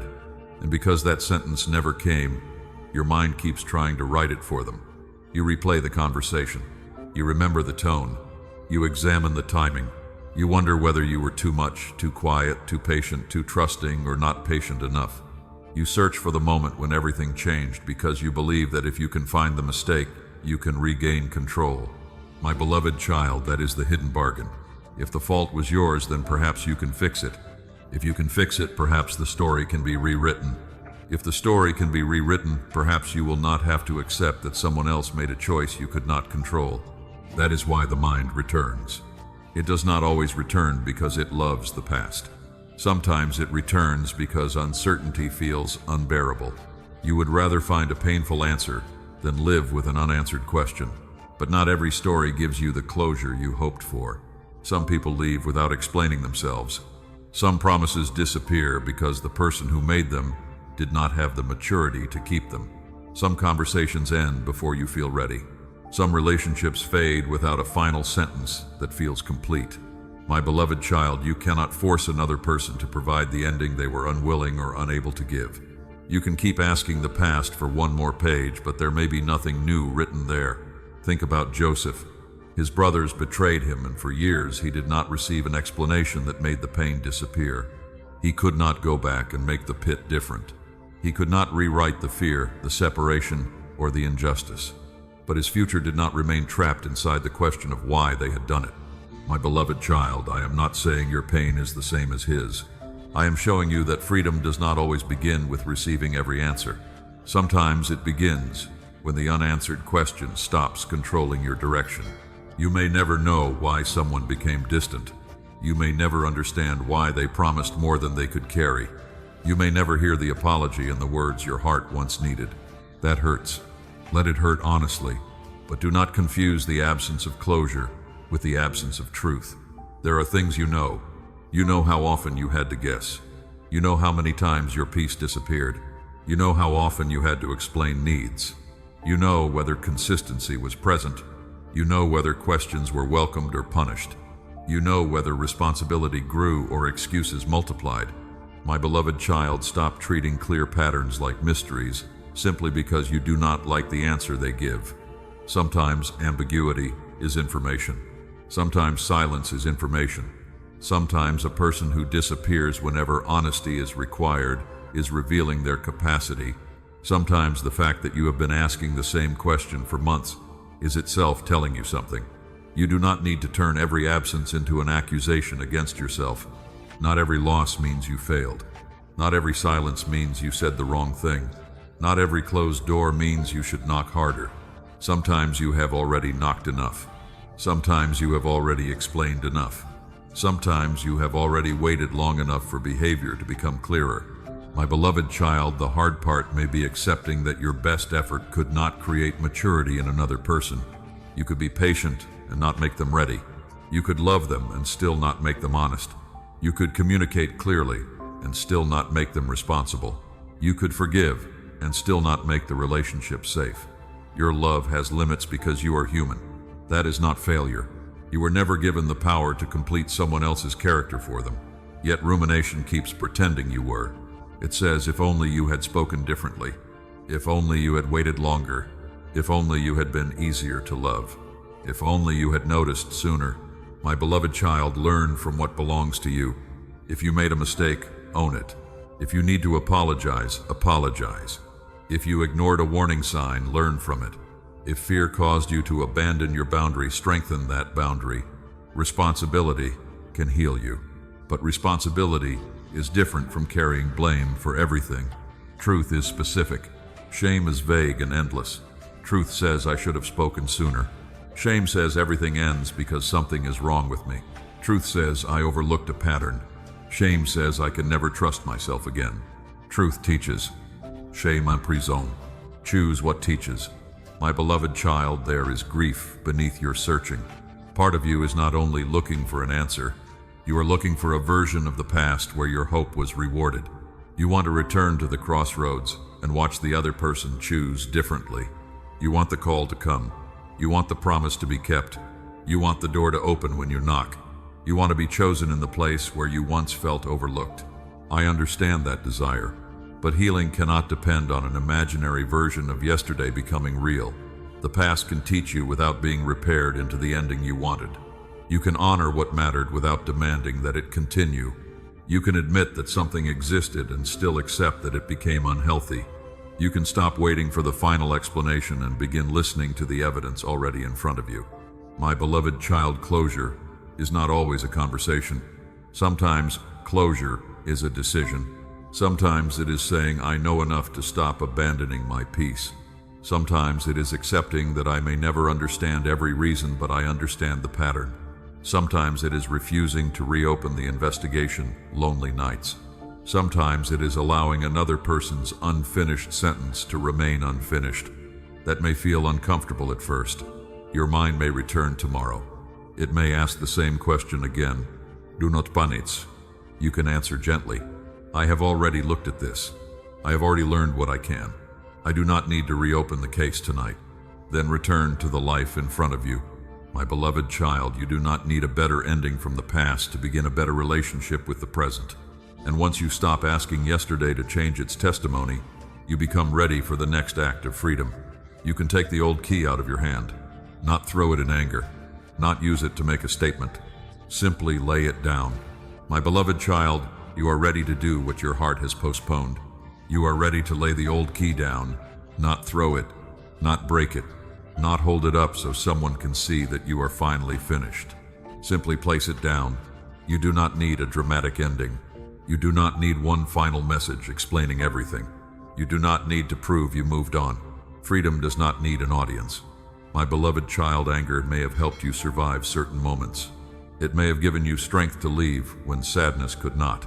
But anger was never meant to become the hand that carries your future. If you lay the key down only because you are furious, part of you may still remain connected to the door. You may still be waiting for the person behind it to notice your absence. You may still be imagining the moment when they regret what happened. You may still be measuring your healing by whether they finally understand what they lost. That is not the release I am inviting you into. I am asking for something quiet, something deeper. You can say, Father, I have carried this because I wanted to be understood. I wanted to be chosen correctly. I wanted the person who hurt me to recognize what I gave. I wanted the opportunity that failed to return so I could believe my effort was not wasted. I wanted the story to compensate me for what it cost. But I no longer want my peace to depend on that. That prayer does not erase memory. It changes what memory is allowed to control. You may still remember the room. You may remember the warmth that existed there. You may still remember the promise, the disappointment, the unanswered question. But remembering does not require returning. Think about Hannah leaving the place of prayer after pouring out what had been too heavy to carry alone. Her circumstances had not changed yet. But Scripture shows a woman who had stopped carrying the burden in the same way. Surrender often begins before the situation changes. Sometimes the first evidence of release is that your hand is no longer clenched. When you finally open that hand, you may realize how tired it has become. You are not holding only one key. You are holding imagined conversations. You are holding explanations you wished someone would give. You are holding the apology that never arrived. You are holding a future built from a few beautiful moments and too many unanswered questions. You are holding versions of people that existed more consistently in hope than they did in reality. That is heavy. No wonder you felt tired without knowing why. Part of your inner life has been maintaining rooms that nobody lives in anymore. You have been sweeping old floors in your thoughts. You have been keeping lights on in hallways that no longer lead anywhere. You have been listening for footsteps from a person who is not presently walking toward you. You have been giving emotional energy to possibilities that have not earned a place in your current life. My beloved child, I am not saying this to embarrass you. I am saying it because your energy matters. Your attention matters. Your peace matters. What you continually maintain inside yourself eventually shapes how much strength you have for what is actually present. So let some lights go out. Let some empty rooms become empty. You do not need to keep every memory emotionally furnished. You do not need to revisit every conversation just because it once mattered. You do not need to preserve a pathway back to pain in order to prove that your love was real. Love can have been real. The lesson can remain, and the door can still close. My beloved child, peace is more than the absence of someone actively hurting you. Peace is when their distance no longer controls your heartbeat. Peace is when you can go to sleep without needing to know what they are thinking. Peace is when you can hear their name without losing the whole day. Peace is when the old door remains part of your memory without becoming an entrance into your present. This kind of peace develops slowly. Do not panic if the key appears in your hand again tomorrow. Old habits can return without regaining authority. You may feel curious. You may want to check. You may wonder whether something changed. Pause before you act. Ask yourself what you are really seeking: information or reassurance, truth or another chance to feel chosen, a practical answer, or permission to reopen an emotional cycle. My beloved child, honesty will help you put the key down again. Release is sometimes repeated. That does not make it false. A wound can have layers. A habit can have echoes. You may surrender the same attachment many times before your body fully believes that it no longer needs to stand guard. Be patient with that process, but do not confuse patience with returning. You can feel the pull and still stay where truth has placed you. You can miss someone and still protect your peace.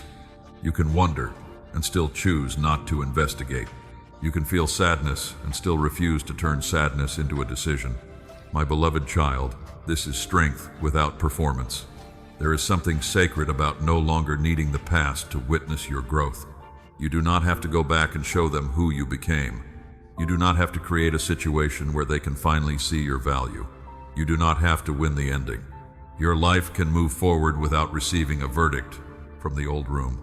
Place the key down, then notice the space that appears inside you. Space to rest. Space to hear your own thoughts without the old story interrupting. Space to notice the people who are actually present. Space to invest in work that belongs to today. Space to receive joy without immediately comparing it to what you lost. My beloved child, empty hands are not empty lives. Sometimes empty hands are finally available hands. They can receive without clutching. They can bless without bargaining. They can hold something new without demanding that it repair everything old. And before we move forward, remember this. Laying down the key does not mean that no door from the past could ever appear again. People can change. Circumstances can change. An opportunity can return in a different season. But if something genuinely returns, you will not need obsession to keep it alive. You will not need anxiety to protect it. You will not need to ignore what you learned. What is restored truthfully must be able to stand in the light. It must carry more than words. It must carry responsibility. It must carry consistency. It must respect the time required for trust to grow again. My beloved child, now that the old key is no longer ruling your hand, you are ready to learn the next lesson. If something returns, do not judge it by emotion alone. Judge restoration by responsibility, consistency, and time. My beloved child, now that the old key is no longer ruling your hand, you can look at anything that returns with clearer eyes. If someone comes back, do not judge the return by emotion alone. Do not judge it by how quickly your heart responds. Do not judge it by how beautiful the apology sounds. Do not judge it by how much you once wanted this moment. Judge restoration by responsibility, consistency, and time. A person can say they miss you. A person can say they finally understand. A person can promise that everything will be different. Those words may be sincere. My beloved child, let actions carry some of the weight. If someone says they have changed, watch how they respond when you ask a difficult question. Watch whether they can hear how their behavior affected you without turning the conversation back onto themselves. Watch whether they respect the boundary that now exists. Watch whether they become impatient when trust does not return immediately. Real responsibility does not demand instant access as payment for an apology. It understands that damage may take time to repair. Think about Zacchaeus. When his heart changed, the change did not remain only in words. He spoke about making restitution. His response moved into action. Repentance has fruit. Responsibility leaves evidence. It does not only say, "Believe me." It begins to live in a way that gives truth something solid to stand on. You once feared time because you thought waiting would make you lose the opportunity. You believed that if someone returned, you needed to decide quickly before they changed their mind. You believed that if an opening appeared, hesitation might cause it to disappear. But what is genuine does not need panic to protect it. Healthy restoration can survive observation. It can survive honest questions. It can survive a slower pace. It can survive the fact that your heart is not ready to trust at the speed another person wants. My beloved child, you are allowed to watch. You are allowed to notice whether behavior remains consistent after the emotional reunion has passed. You are allowed to see whether promises still matter when things become inconvenient. You are allowed to ask whether the person is taking responsibility without being forced. You are allowed to see whether their respect continues when you say no. There is a difference between making someone suffer for the past and allowing the present to reveal whether anything has truly changed. You do not need to create secret tests. You do not need to make someone guess what they must do to prove themselves. Speak clearly. Ask honestly. Observe calmly. Let time do some of the work you once tried to force through constant analysis. My beloved child, if something is real, clarity will not destroy it. If someone has grown, questions will not automatically make them disappear. The things that belong in the light do not need darkness to survive. This does not mean every restored relationship must look exactly the way it looked before. Sometimes restoration means reconciliation. Sometimes it means a respectful conversation after a long season of distance. Sometimes it means forgiveness without renewed closeness. Sometimes it means two people acknowledging the truth and then continuing in different directions. Do not force one definition onto every story. Restoration is not always returning to the same room. Sometimes restoration is the recovery of peace, dignity, honesty, and freedom within you. You may be waiting for someone else to change while failing to notice how much has already changed in you. You no longer need their response to breathe. You no longer need to chase clarity from someone unwilling to give it. You no longer need to reopen the door because loneliness became loud. That is restoration of your own stewardship. And if another person returns, they are not returning to the version of you who once accepted everything in order to be chosen. They are meeting the person you have become. That person asks different questions now. Are you consistent when nobody is praising you? Can you take responsibility without hiding behind excuses? Can you respect a boundary without calling it rejection? Can you stay honest when the conversation is uncomfortable? Can you let trust rebuild slowly instead of demanding the old access immediately? My beloved child, these questions are not cruel. They protect what healing has rebuilt. Remember that forgiveness and trust are different. Forgiveness can begin in your heart before another person has done anything. Trust requires evidence.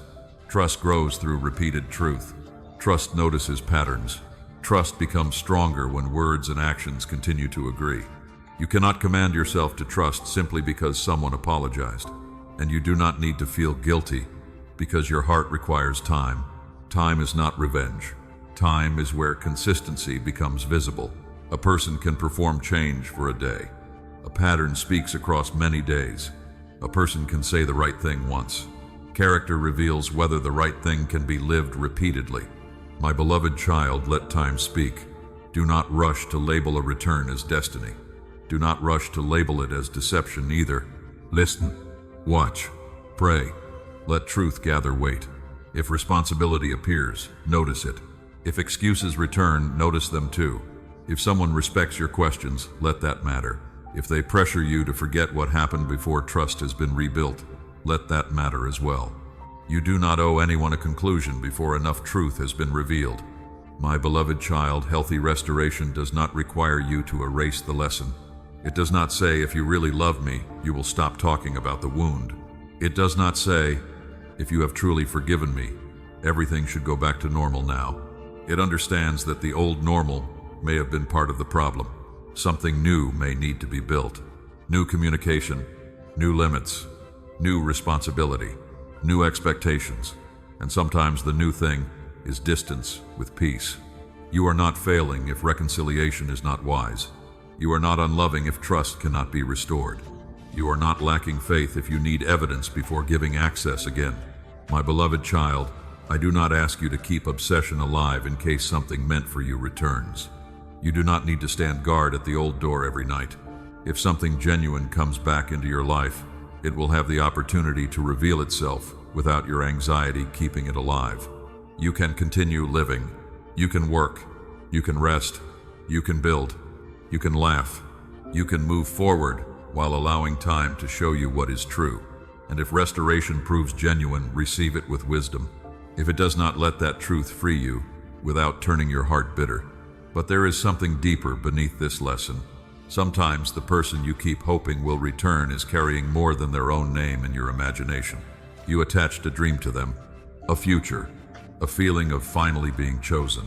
And before you can walk freely into what comes next, you must separate the right dream from the wrong person. My beloved child, this is the deeper work now. You must separate the dream from the person you attached it to. Because sometimes what you miss is not only them. You miss who you thought you would become beside them.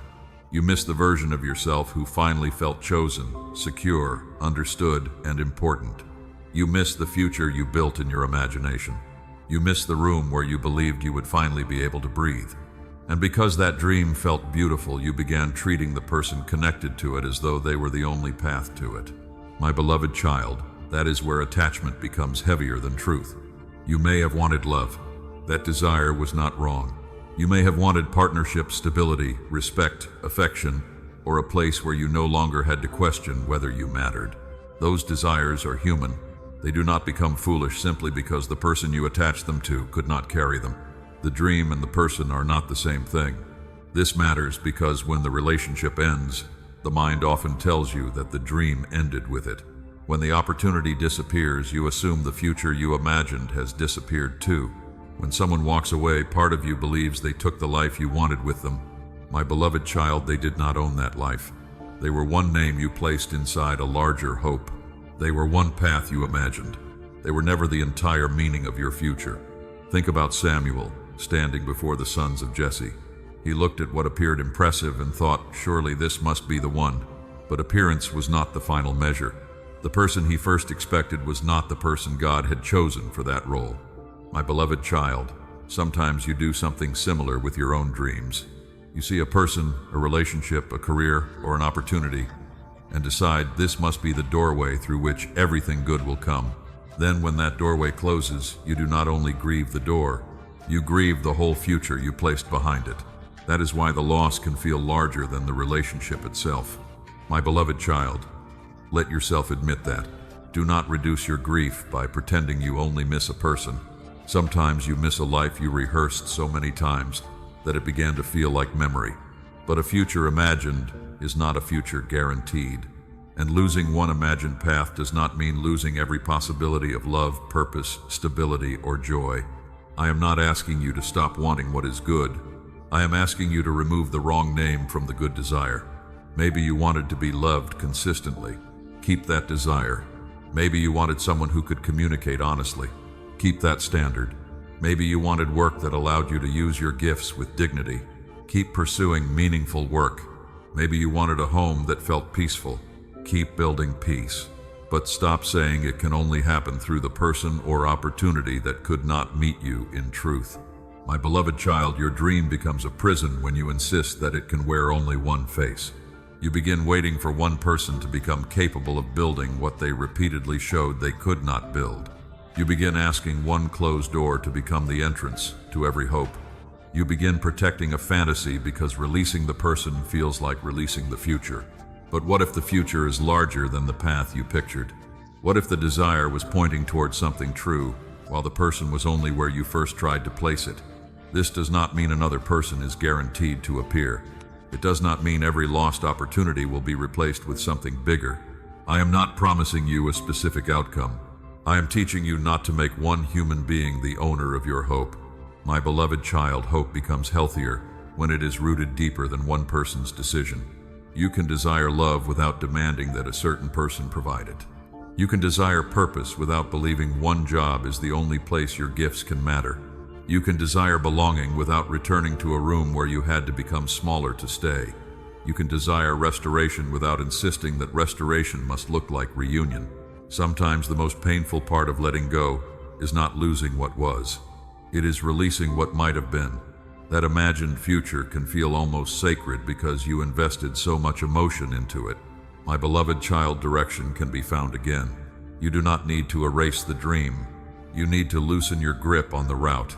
He was called forward without being given a complete map. He had to leave one familiar place without seeing every detail of where the journey would lead. Faith was not certainty about the route. It was willingness to keep walking with God when the route changed. That is the posture I am teaching you. Keep the values. Release the script. Keep the desire for honest love. Release the name you forced into that role. Keep the desire to build something meaningful. Release the belief that one failed opportunity destroyed your purpose. Keep the hope of peace. Release the place where peace repeatedly could not live. My beloved child, this is how the past stops becoming the architect of your future.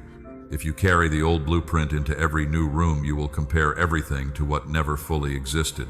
You will expect new people to finish old conversations. You will ask new opportunities to compensate for old disappointment. You will enter something healthy and become frustrated because it does not create the same emotional intensity. Because familiar intensity can make unhealthy patterns feel significant. You may meet someone clear and steady, then wonder why you do not feel the same rush. You may enter an opportunity that gives you time to think, then mistake the absence of pressure for lack of importance. You may experience peace and call it boredom because your body learned to associate uncertainty with depth. My beloved child, this is why separating the dream from the person is not the end of the work. It prepares you to recognize the dream in a healthier form. You need enough freedom to let something new be new. Do not make it audition for the role of correcting the past. Do not demand that a new person say every sentence you once needed from someone else. Do not require a new opportunity to prove that the old failure was worth it. Let what comes next reveal its own character. Let it move at its own honest pace. You may discover that what is healthy feels quieter than what you once called love. You may discover that clarity feels less dramatic than guessing. You may discover that consistency does not create the same adrenaline as uncertainty. My beloved child, you have separated the right dream from the wrong person. Now, you must learn another distinction. You must stop confusing intensity with something true. My beloved child, now that you have separated the dream from the person, you must learn how to recognize what is true when it does not arrive with the intensity you once expected. Strong emotion felt like proof. If your heart raced, you assumed something important was happening. If you could not stop thinking about someone, you called it connection. If an opportunity made you afraid of losing it, you called that urgency a sign.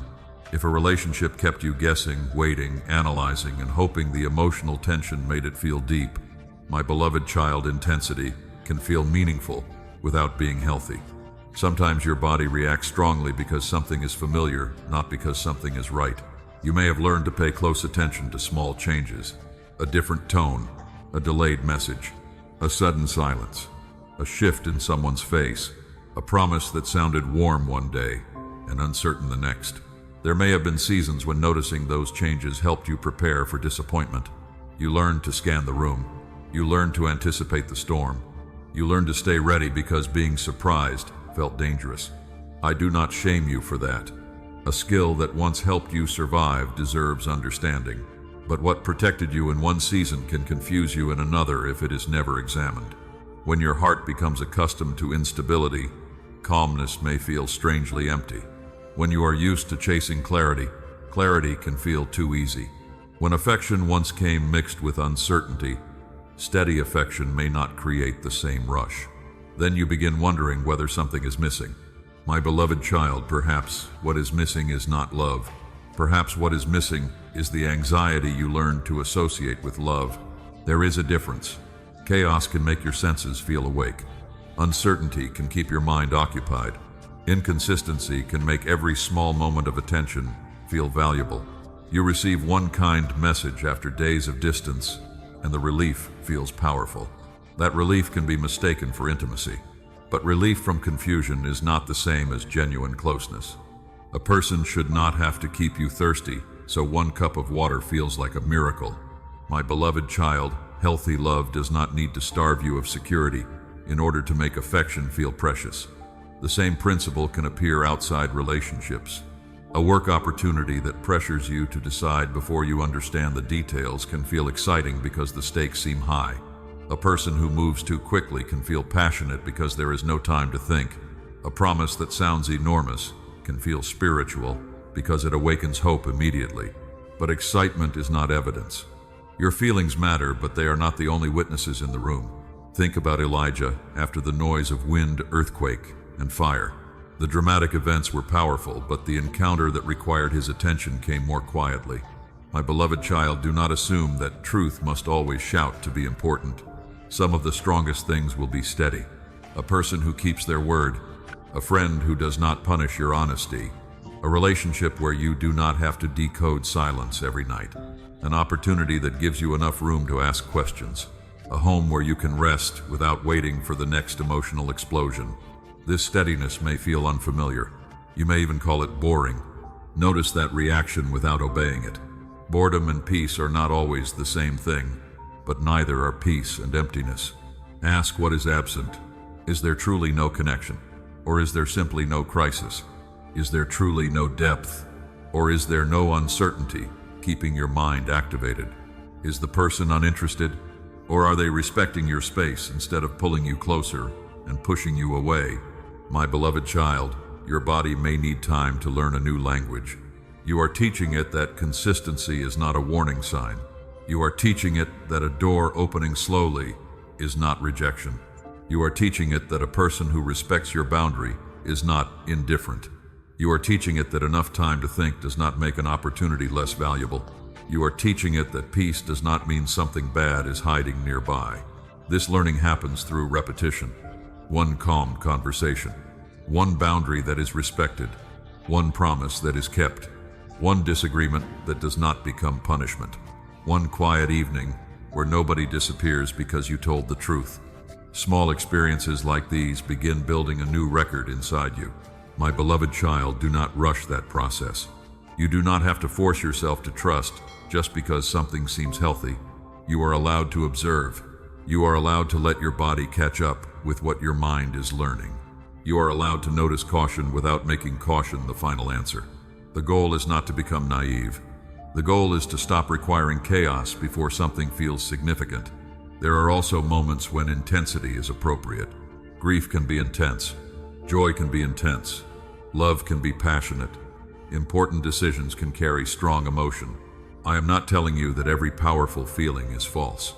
I am teaching you not to confuse the volume of a feeling with the truth of what caused it. Strong emotion asks for attention. It does not automatically deserve authority. When something feels overwhelming, slow down enough to ask what the feeling is responding to.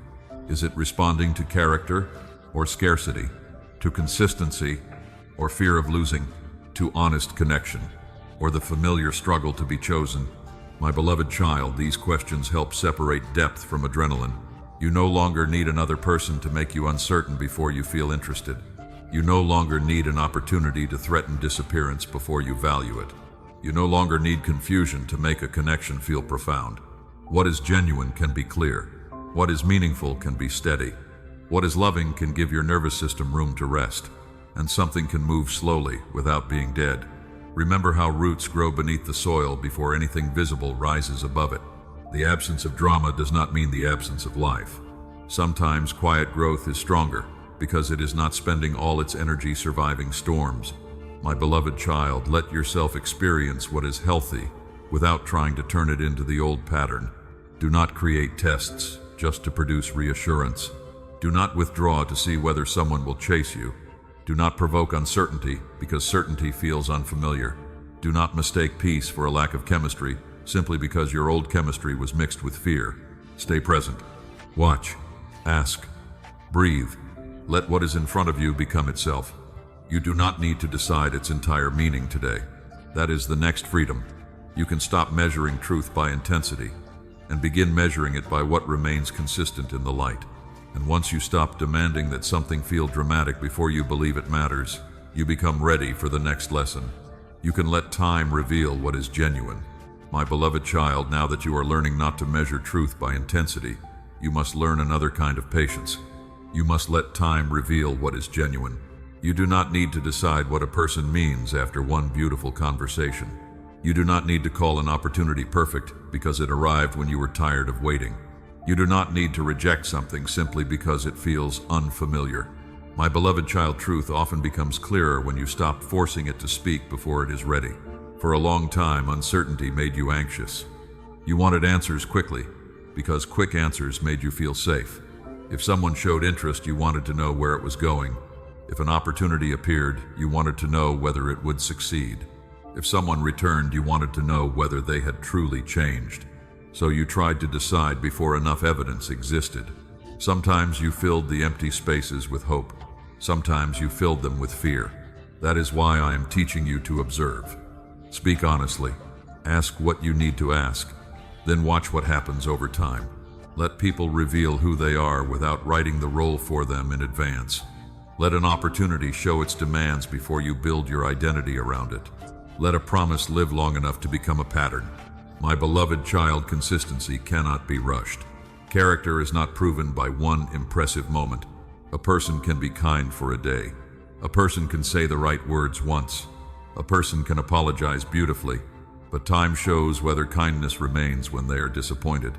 Time shows whether respect survives disagreement. Time shows whether responsibility remains after emotion fades. Time shows whether someone keeps their word when keeping it becomes inconvenient. This is why you no longer need to create secret tests. You do not have to withdraw just to see whether someone will chase. You do not have to become cold just to measure their effort. You do not have to manufacture distance in order to discover whether they care. Be clear instead. Let truth stand openly. Then observe how they respond. My beloved child, what is healthy does not need confusion to hold your attention. It does not need manipulation to keep you close.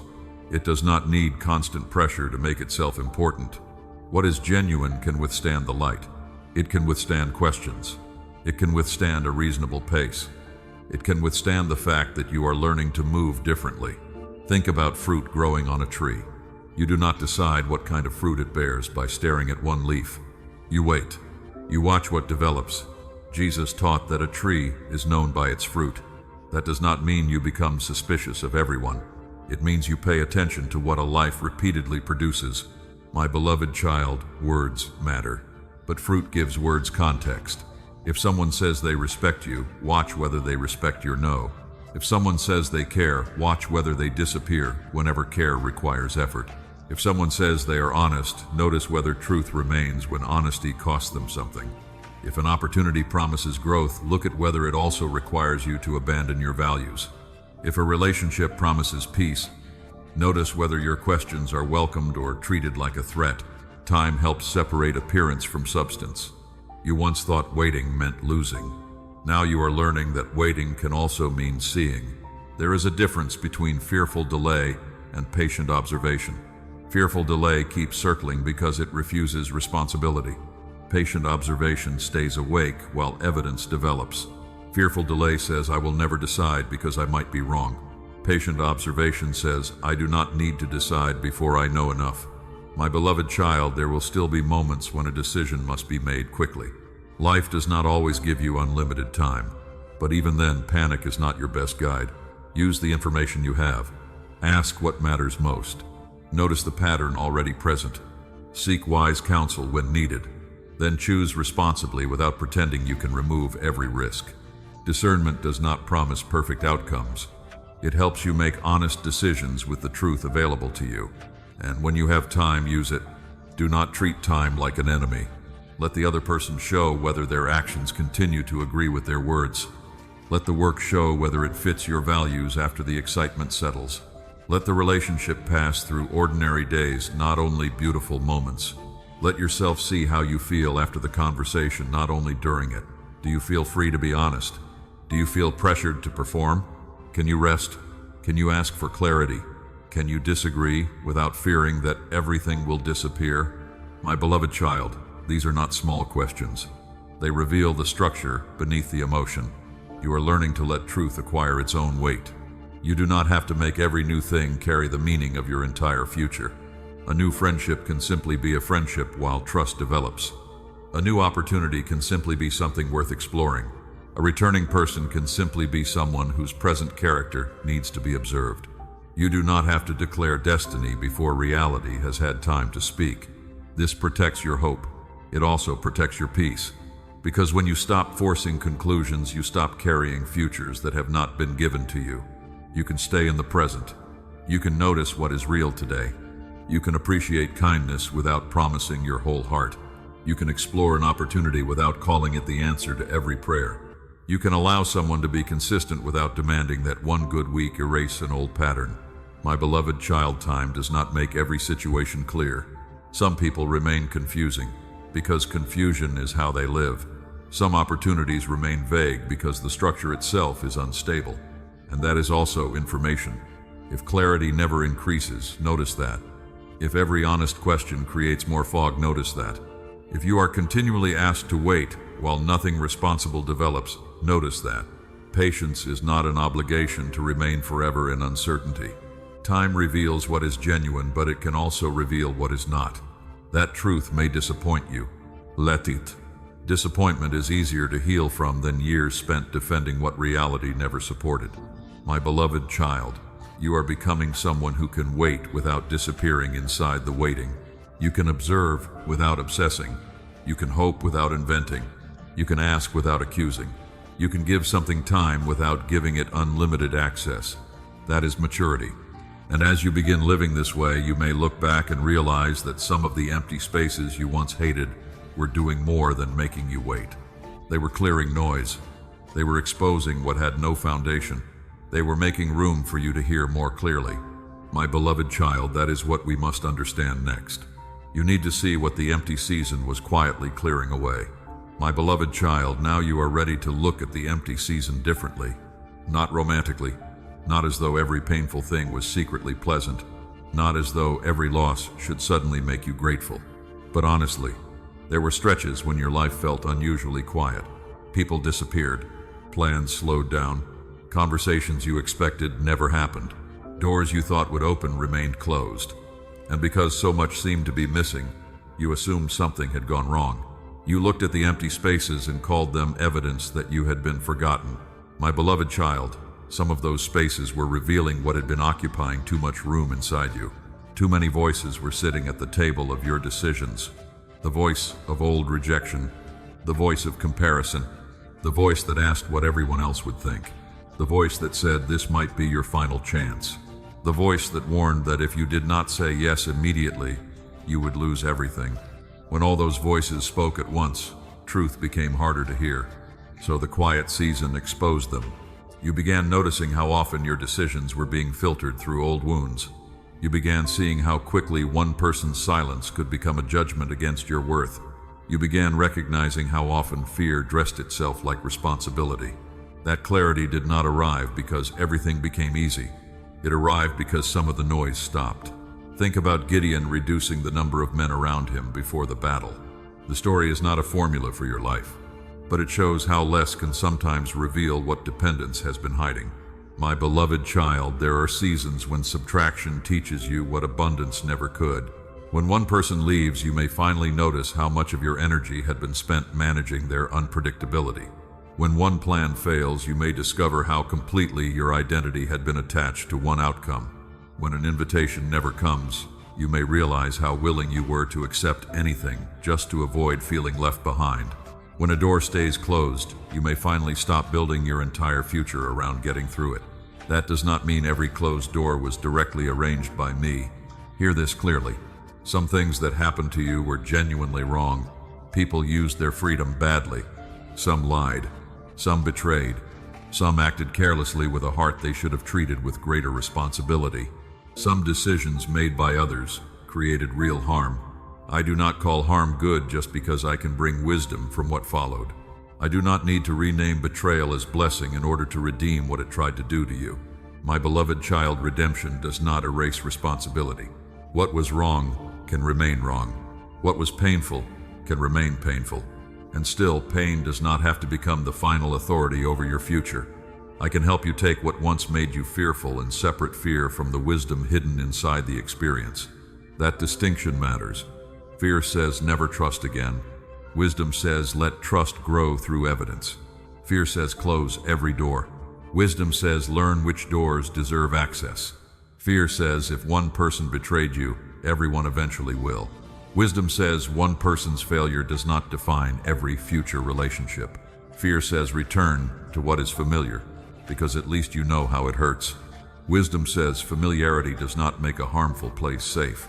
My beloved child, the empty season gave you room to hear those differences. It showed you how much of your life had been organized around anticipating other people's reactions. It showed you how often you accepted responsibility for emotions that were not yours to manage.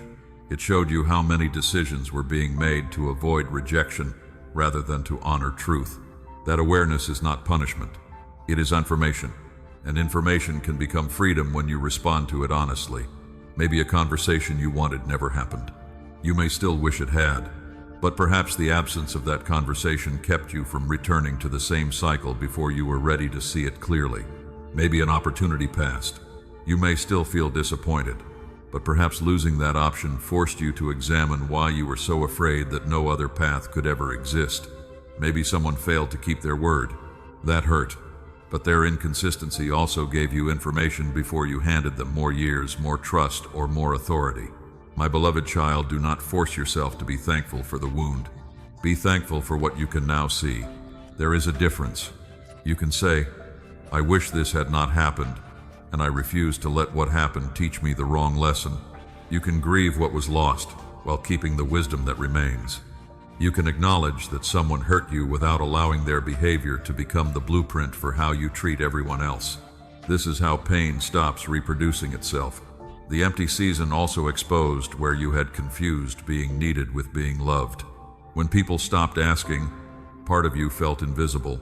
When no crisis demanded your energy, you wondered what purpose you had.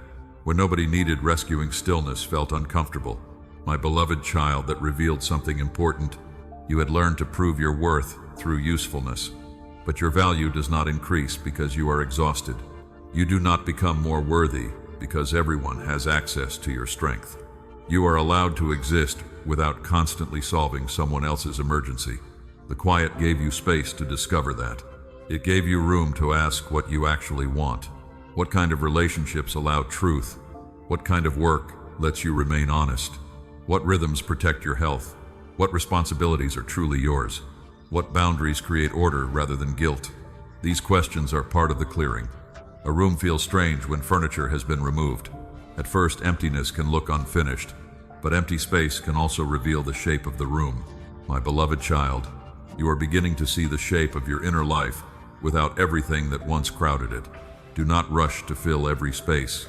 Do not invite old confusion back simply because quiet feels unfamiliar. Let the room breathe. The quiet did not answer every question, but it gave you enough space to notice which questions came from truth and which came from panic within. Let your attention return. Let your standards become clearer. Let your nervous system learn that silence is not always abandonment. Let your heart discover that peace can exist without constant activity. And remember, the purpose of clearing is not permanent emptiness. It is wiser stewardship. You are learning what belongs inside and what does not. You are learning what deserves your time. You are learning which voices should influence your decisions and which ones should no longer sit at the table. My beloved child, that is where the next lesson begins. Because once the room is quieter, fear and discernment become easier to distinguish. They may speak about the same door, but they will not lead you in the same direction.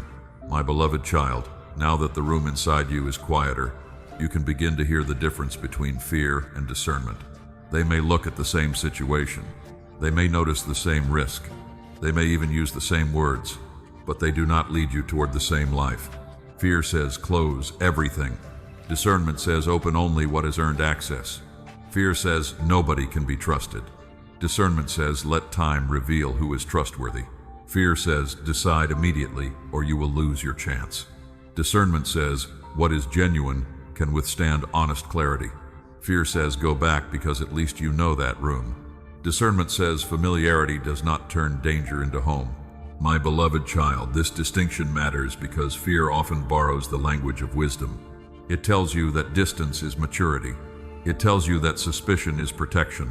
It tells you that expecting the worst is preparation. It tells you that refusing to need anyone is strength. But look at what fear produces when it remains in charge. You become smaller. Your choices become narrower. You begin organizing your life around avoiding the possibility of pain. That may feel safe, but safety built entirely around avoidance eventually becomes another kind of prison. Discernment works differently. Discernment does not deny danger. It looks at danger honestly. It pays attention to patterns. It asks questions. It respects evidence. But after it has seen what is true, it does not continue inventing threats to maintain control. Think about Solomon asking God for wisdom to govern well. He did not ask to remove every difficult decision. He asked for a heart able to distinguish what was right. My beloved child, wisdom does not always eliminate uncertainty. Sometimes it teaches you how to move responsibly while uncertainty remains. You may not know how a relationship will develop. Discernment asks whether honesty, respect, and consistency are present now. You may not know whether a new opportunity will succeed. Discernment asks whether the terms are clear, whether your values can remain intact, and whether the responsibility is something you can carry. You may not know whether someone who returned has truly changed. Discernment asks what their present behavior is showing over time. Fear wants certainty about the future. Discernment works with truth available in the present. That is a difference. My beloved child, you have often believed that more thinking always meant more wisdom. But there is a point where thinking stops producing clarity and begins feeding fear. You ask the same question. You replay the same conversation. You imagine every possible outcome. You seek another opinion after the answer is already becoming clear. You tell yourself that you are being thorough, but sometimes you are trying to think your way into a guarantee that life cannot give. Discernment knows when enough information has been gathered for the next step. It does not need to know everything. It needs enough truth to act responsibly. My beloved child, ask what your inner voice is trying to accomplish. Is it helping you see, or is it trying to prevent you from ever feeling vulnerable again? Is it helping you prepare, or is it demanding control? Is it protecting a boundary, or is it using one old wound to close every door? These questions can expose the difference. Fear often speaks in absolutes. Always, never, everyone, no one, nothing will change. This always happens to me. Discernment speaks more specifically. This behavior is inconsistent. This promise has not been supported by action. This situation requires more time. This person has respected my boundary. This opportunity deserves another conversation. Specific truth creates room for wise response. Absolute fear creates a verdict before reality has finished speaking. My beloved child, there will be moments when discernment tells you no. A healthy no can protect your peace. There will also be moments when discernment tells you yes.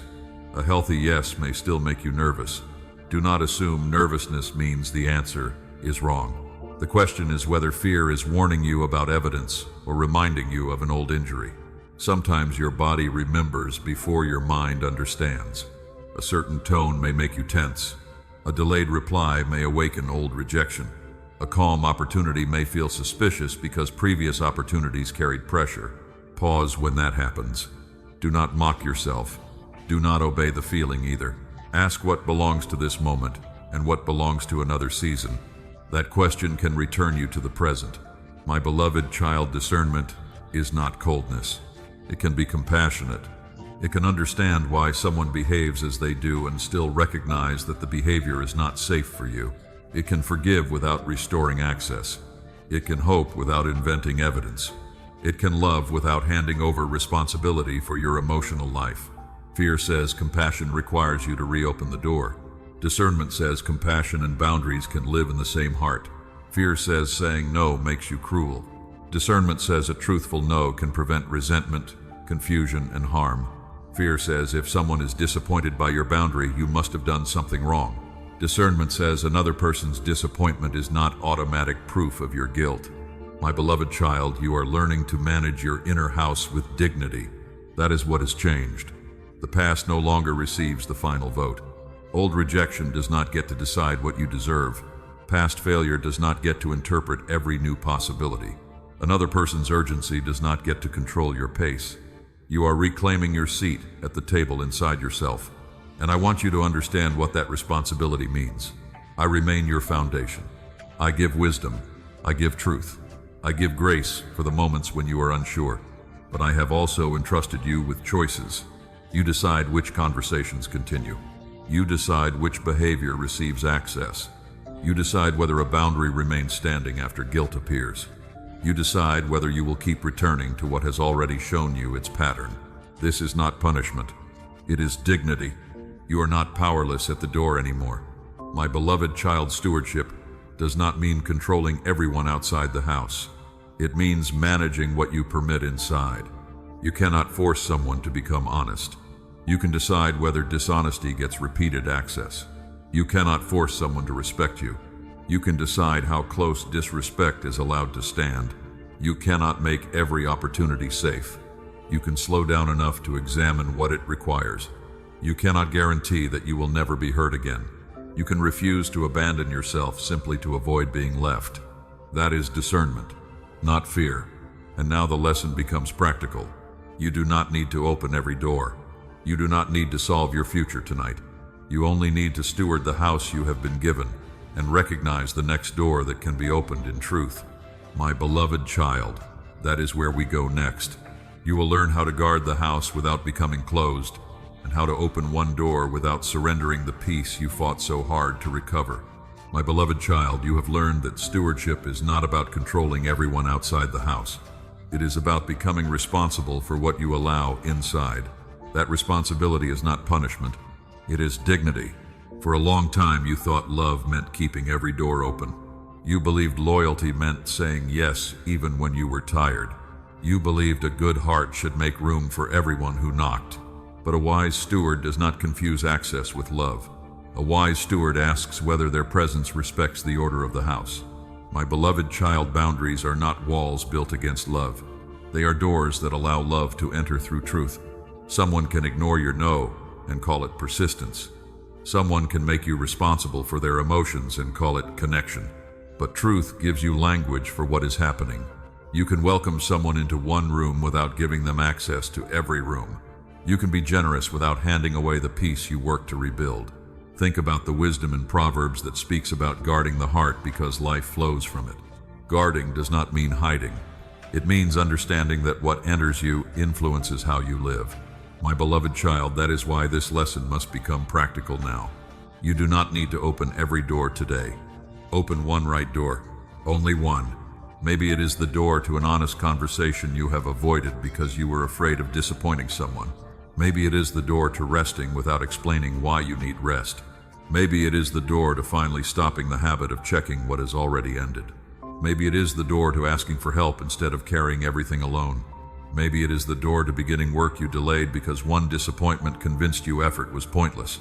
The step can be small. Let it be small.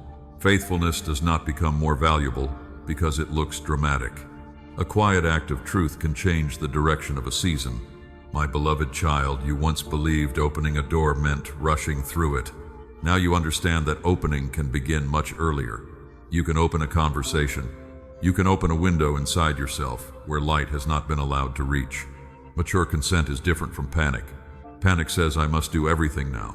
Maturity says I can take one honest step and let the next step become clear later. You do not need to solve your entire future tonight. You do not need to know how every relationship will develop. You do not need to know whether every opportunity will succeed. You do not need to predict every disappointment before you move. You only need to know what belongs to you now. My beloved child, perhaps the next right door is not a new person or opportunity. Perhaps it is a door inside your own life. A door back into sleep, back into exercise, back into work you abandoned, back into a part of yourself that became quiet while you were spending too much energy surviving someone else's instability. Do not underestimate that return. Sometimes the most important door is the one that leads back to your own life. You may have spent so long waiting for another person to choose you that you stopped choosing what was good for you. You may have spent so long trying to understand what ended that you stopped building what remains. You may have spent so long watching the old hallway that you forgot there were windows in the room where you are standing now. My beloved child, turn around. Notice what is still here. Your responsibilities, your gifts, your body asking for care, the work that needs your attention, the quiet opportunities that do not shout for you. Stewardship begins with what is already in your hands. Jesus spoke about faithfulness with what has been entrusted before more responsibility is given. The lesson is simple. Care for what is present. Do not abandon today's life while waiting for tomorrow's answer. My beloved child, this is how you prepare for whatever comes next. Not by obsessing about the next door, by becoming faithful in the room you are already in. Clean what needs cleaning. Finish what needs finishing. Rest where you need rest. Speak where truth needs a voice. Close what keeps draining you. Open what invites life back in. And do these things without turning them into a performance. No one may notice.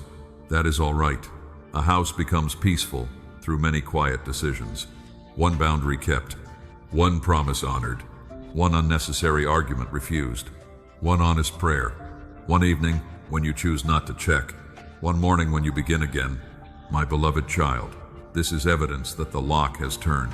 You are no longer waiting for your emotions to become perfect before you live differently. You are practicing the new way while old feelings still appear. There will be days when you want to pick up the old key again. A memory may return. Loneliness may make the old door look warm. A familiar name may appear on your screen. Do not conclude that your healing has disappeared. The return of an old reflex does not mean it has regained authority. Maturity is not never feeling the pull. Maturity is recognizing it sooner.